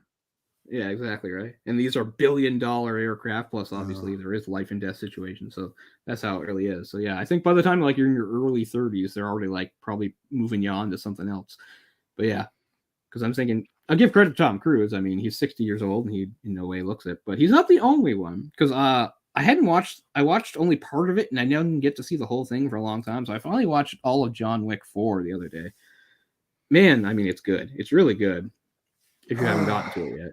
I still need to finish it. I've started it a few times and I started it once and didn't finish it, and then I finally came back and finished it. It is not in the right mood for it. I haven't been in an action mood in a while. I've been the opposite. I've been doing a lot of action. That's what most of the movies I've watched in 2024 is mostly action stuff. I think that's why it's important to try to do the show so I get to put some other stuff in there. That's why it's nice to watch something so different like Amadeus. It's a much different speed, but yeah, just I mean, I know I'm a broken record, but I mean, it is true. And you wonder, like, it's too bad he couldn't break into Western movies when he was younger. Like, Donnie Yen just elevates everything he's in. Like, Donnie Yen is the reason. Like, I would give that movie like a 3.5 out of 10 or something, or out of 5 or a 7 out of 10. But I have to give it like bump it up to like an 8 or something just because of the presence of Donnie Yen. And Donnie Yen was 59 when they made that movie. Now, I get it. It's not like, again, it's not prime Donnie Yen. He's not doing all the stuff we've seen him do, but he does a lot, and he's 59 years old, and it's incredible. And he doesn't look it, or of course, and it's just incredible. So all the John Wicks are good. They're all good. I don't even know what my favorite one is. They're all good. They're all worth watching. It makes a lot of sense. I mean, Keanu Reeves is awesome, and the director was a stuntman for 20 years. So you give a stuntman who's been around and been in these prominent movies a chance to direct his own movie, like, yeah, he'll make some good action, and he did. You know what his they are finished, right? They're not doing anymore. Yeah, I think they're just doing a spin-off now. Isn't there like a spin-off, like Ballerina or something? Something about one of the Russian characters. They're still going to do, I think, movies in the world. But yeah, as far as I know, it's done. The movie has like a really quick after credit scene that suggests possibly more Donnie Yen, so I'm not wrong. So I don't have a problem with that. But What was his first movie? I'm sorry, I interrupted you. Hmm? First movie. I think you were going to say the first movie of the director of those films. Oh yeah. His first, I think his first stunt role was he was Brandon Lee's stunt double on The Crow. Wow. I mean, you look him up; he's in all big, high-profile stuff, and that was like his starting point. So It's it's all not too full circle. surprising. I think it's not New too Crow. New surprising. Crow. Yeah, yeah. And also, he was obviously Keanu's stunt guy in a couple of movies, which I guess is probably what helped open the doors for him to actually be a director. I'm sure Keanu Reeves was a big reason why that movie even happened. You know. Yeah, I don't think John Wick was like a super big production, the first one, when it happened. It just kind of turned out to be a success, and they rolled with it. Yeah, they're all good. Plus, I mean, and it's also, speaking of like bringing in like martial artists like Donnie Yen, like, I mean, it's a pretty amusing thing with it. Did you get as far as Scott Adkins? Oh no. But do you know what Scott Adkins even looks like in the movie? Because Scott Adkins is like in a fat suit in this movie. He's like No, a I big know what he fat looks guy. like, but not in that movie. No, he doesn't look like Scott Adkins in this movie at all. He looked like Scott Adkins with wild eyes, and he's in a fat suit. Wow, that sounds like funny. not like the whale fat suit, can't move, but like a fat guy. And he does fight in the suit, and it's like there's a brilliant, not too much of a spoiler. Like, obviously he's going to fight John Wick at some point, and at one point he pulls off like a beautiful spinning hook kick and kicks John like off like a balcony or something, and it looks so amazing because he's in the fat suit pulling it off. Like that. They just did that because they could. They're just like, let's do something crazy. Like put Scott in a fat suit. It's pretty cool though, and it shows his talent. Yeah. It's kind of like when we talk about like those Hong Kong stunt guys that were the Ninja Turtles, like how hard it was pulling off those stunts in those rubber costumes. Yeah. You know? Kind of the same thing here. Scott Adkins in a suit, like doing beautiful spinning hook kick and some great moves. Yeah. Well, really Scott Adkins isn't a young guy anymore either. No, he's in his late 40s. He's still younger than Keanu. It's funny, yeah. So you have like Keanu, who's like mid 50s. You have Donnie Yen's 60 now. He would have been 59 when they shot the movie. And Atkins, who's got to be close to 50. He's in his late 40s at least. And I know we always criticize it. It's like, let the old guard go and bring up some new people. I don't know. So I don't mind a mix. It's not like there aren't younger people. There are some young people in the movies too, although they are mostly just getting mowed down and killed by the older, more established stars. But I mean, people are aging better than they used to, I think. You see people that, I mean, you know, you looked at a woman that was 60, like, you know, 30, 40 years ago, and they were like, you know, Nancy Reagan, you know, it's Nancy Reagan, you know, and now it's like fucking J-Lo's like 50 and, you know, Jennifer Aniston's 50. Yeah. And I still beautiful women. You know? So if they don't fall into this trap of like some of them, you know, destroy themselves with plastic surgery. Yeah. We've seen that happen to a lot of them too. It's like maybe they would have aged okay, but they didn't really give themselves a chance. And now like they look like a botched nightmare. Yeah. I'm not going to name names there, but we can all think of a couple. But yeah, I just think that like John Wick 4 is like a 2023 movie, I guess, and I'm thinking that has to be the gateway, like the first time some people are seeing Donnie Yen. So I hope it makes them want to go watch his, like he said, such a fabulous career. I always, if there's ever a chance to talk about how much I love him, I have to, because I mean I know people know Jackie and they know Jet Li and stuff like that. And this guy didn't break out over here the way they did, but he's just as good, if not even better. He has some weird roles in the West. Like, unfortunately, I think the first Western movie he got to do was one of the terrible, really bad Highlander movies. He's in like the Highlander movie from 1994, which is just a horrible movie. He actually has a pretty decent role in Blade 2, but, you know, it's just sort of a small part. And then he disappears for a bunch of years. I mean, I was just so happy to see him in the Star Wars movie. He's in Rogue One. Yeah, also playing a blind character. It's kind of weird. So he's a blind guy in that and in John Wick 4, but fair enough. That's a good way of like maybe slowing him down a bit because he is older. It's like, well, you know, he's blind. You don't expect him to do anything too crazy because he's blind. Although still, like, the amount of stuff he pulls off in this movie is incredible. It's like, I don't know if a blind guy can do all that, but, you know, it's a movie. That's always been a trope, right? The blind swordsman. Yeah. The blind martial arts master that can just take everybody down. It goes way back, yeah. Daredevil's a riff on that, but of course, at least Daredevil's like, well, he's blind, but he's got like the extra radar sense. Famously played by Rutger Hauer. No, I'm joking. Back to Zatoichi. Yeah. Anyway, I was just talking about a whole bunch of movies. So I was talking about Academy Award winners and things that were nominated, blah, blah, blah. But yeah, so this, like I said, this is only the third movie that we've done that won Best Picture. I'm just going to really quickly scan them and think, I know there's at least a couple others because they're old enough that I might consider. One was, even though it's a big famous movie, but it is pretty old now, is Lawrence of Arabia. That's 62. That's one I could consider. Mm-hmm. There'd be plenty to talk about there. Oh man, we did do another Best Picture. Did you know that? I named the three. We did this one. We did No Country for Old Men was our first ever episode, and recently we did American Beauty. There's one more Best Picture winner we did. We didn't remember because it's old as hell. Not Rebecca. Rebecca. Okay. I don't even know if we mentioned that it won. I can't remember. I'll have to go back and look at it. But yes, we did Rebecca, the Hitchcock movie. So we've actually done 4 Best Picture winners here. I'm scanning them quickly to make sure there aren't any others. I'm pretty sure there's not any others.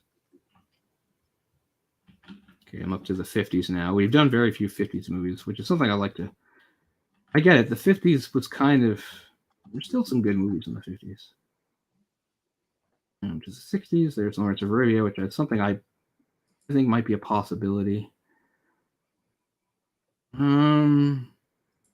Did we do Midnight Cowboy? I don't believe so. No, I know we did, but I always mix up with. We did The Graduate from '67, which did not win, by the way, in the Heat of the Night one. But yeah, I often mix. I know Midnight Cowboy, The Graduate are completely different movies with different plots, but sometimes they mix together in my brain. So yeah, I like Midnight Cowboy. Oh, one other thing to point out is this is not even the first time Milos Forman's movie won Best Picture. He also did One Flew Over the which won in '75. So for something we kind of neglected, we didn't really talk much about Milos Forman's. I kind of assumed that won that year because it was so popular. But yeah, he did do that. These are the 2 big ones he did.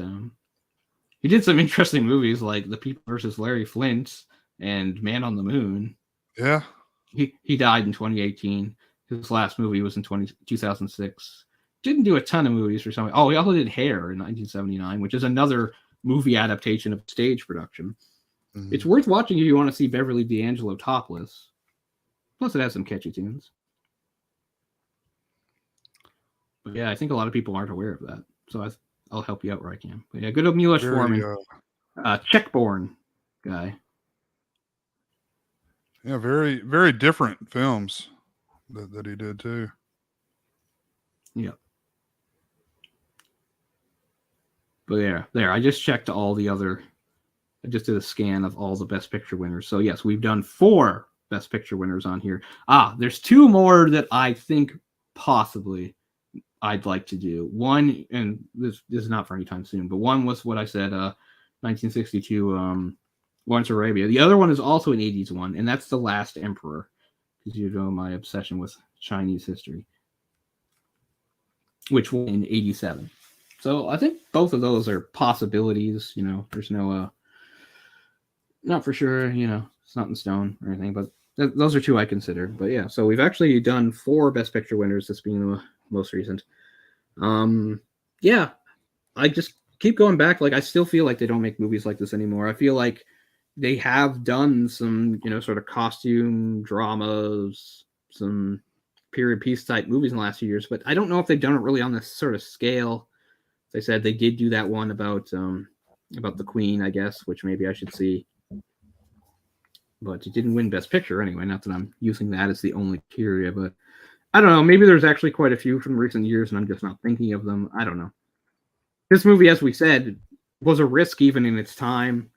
You said, sort of the rise of MTV and shorter attention spans and things like that. And here they were with a movie that the non-director's cut was, or the director's cut that we watched before they changed it was 3 hours, and even when they cut it down, it was still a fairly long movie, and yet against kind of all odds, it performed really well at the box office and wound up winning, and you got a best actor win for both. I mean, both your actors got nominated for best actor, and one of them won, F. Murray Abraham.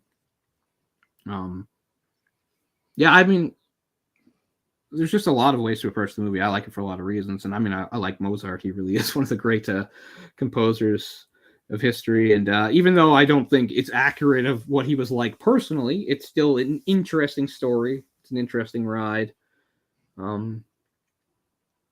Yeah, so I like it a lot. I think it is one of the best movies of the decade of the 80s, and I think it is kind of unique. I don't think there's so many movies in its time that were very comparable either.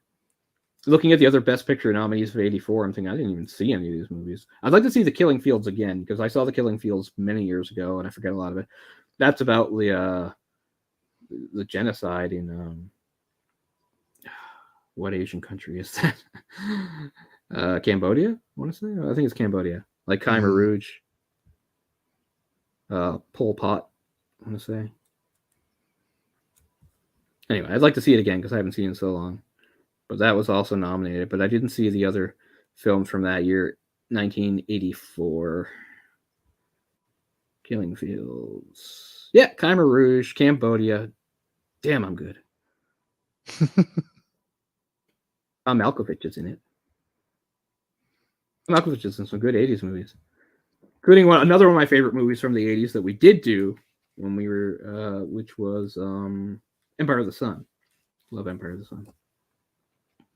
That's an old one for us too. That's like season 1. If you break our work into seasons, because that was one again that I immediately had in mind when we were putting together the show, because I love that movie so much, and it's another one I think even though it's a big budget movie and it's Spielberg, it's definitely an overlooked movie that a lot of people don't seem to remember or even are aware of. So yeah, so I realize this movie is a little bit different, and that's why it's a bit different picking it, because it is very well known. I don't know. I just still really wanted to do it, and I just wanted to watch it again. And certainly there's a lot of stuff even though we didn't get to cover, because it is a really dense movie as far as the historical period and Mozart's real life and stuff about obsession and art and your faith in God, I guess, and the music of the time and operas. It's all really interesting stuff, and it's led me to look up a whole bunch of different things. So that's, I think, what happens with a good movie, is it might make you interested in a lot of the other subject matter going forward. I do think it's weird that after such a big role, Tom Holtz or whatever didn't really have that prominent of a career. He's in stuff here and there, but nothing really that big. As I said, this and the Hunchback of Notre Dame are really the only sort of prominent roles he's had. That's a good movie and all, but you know, this has nothing to do with anything. But I wonder if he does the singing in that, because in a lot of Disney movies, you know, the singing voice is different from the actor. Even if the actor can sing a bit, they usually go for a more accomplished singer. For instance, like I think what's her name? In that same movie has I'm never going to be able to think of her name, but she's in Ghost. Speaking of Ghost, Demi Moore. So Demi Moore's in that. I don't think that's her singing, even though I'm pretty sure I've heard Demi Moore sing. I know she can sing. I don't think that's her singing in Hunchback of Notre Dame. Disney usually played it pretty safe and was just like, no, we go for like really good singers. So it probably is not Tom Holtz doing the singing. I will look that up on my own time, but it's something I wonder about. He's good at that stupid laugh he does. I really doubt the real life Mozart had that type laugh, but it works for what it is. That was a bit much. Yeah. It helps Salieri really hate him. Yeah. It made me kind of hate him too. Yeah. Because he does it like constantly. Including like in front of the emperor. Just like, wow. I think even if Mozart really had that laugh, he would have known not to do that in front of the emperor. But, you know, artistic liberties and so forth to tell the story. Sure. But, yeah, I guess that's a wrap on that. Yeah, it is interesting to think. Yeah, we've done 4 Best Picture winners here, which I guess isn't bad when we've done like 150 different movies or whatever it is. We're pretty close to 150, something like that. I'll take a look later, but we're getting there. I know, again, we should be a lot further along. Last year, we were not that productive. We're off to a better start this year, so we'll try to keep it going. I don't know what next week is. Last week we actually had this movie in mind already when we were doing Cure. We'll have to figure some stuff out to get our shit together for next week, but we are hoping to be here next week. So maybe if we can put that out on the Twitter or something, or X, we can say it when we figure it out. So stay tuned for that. Sounds good. Thanks for watching, guys. Thanks a lot to everybody who tuned in. See you next time. Peace out.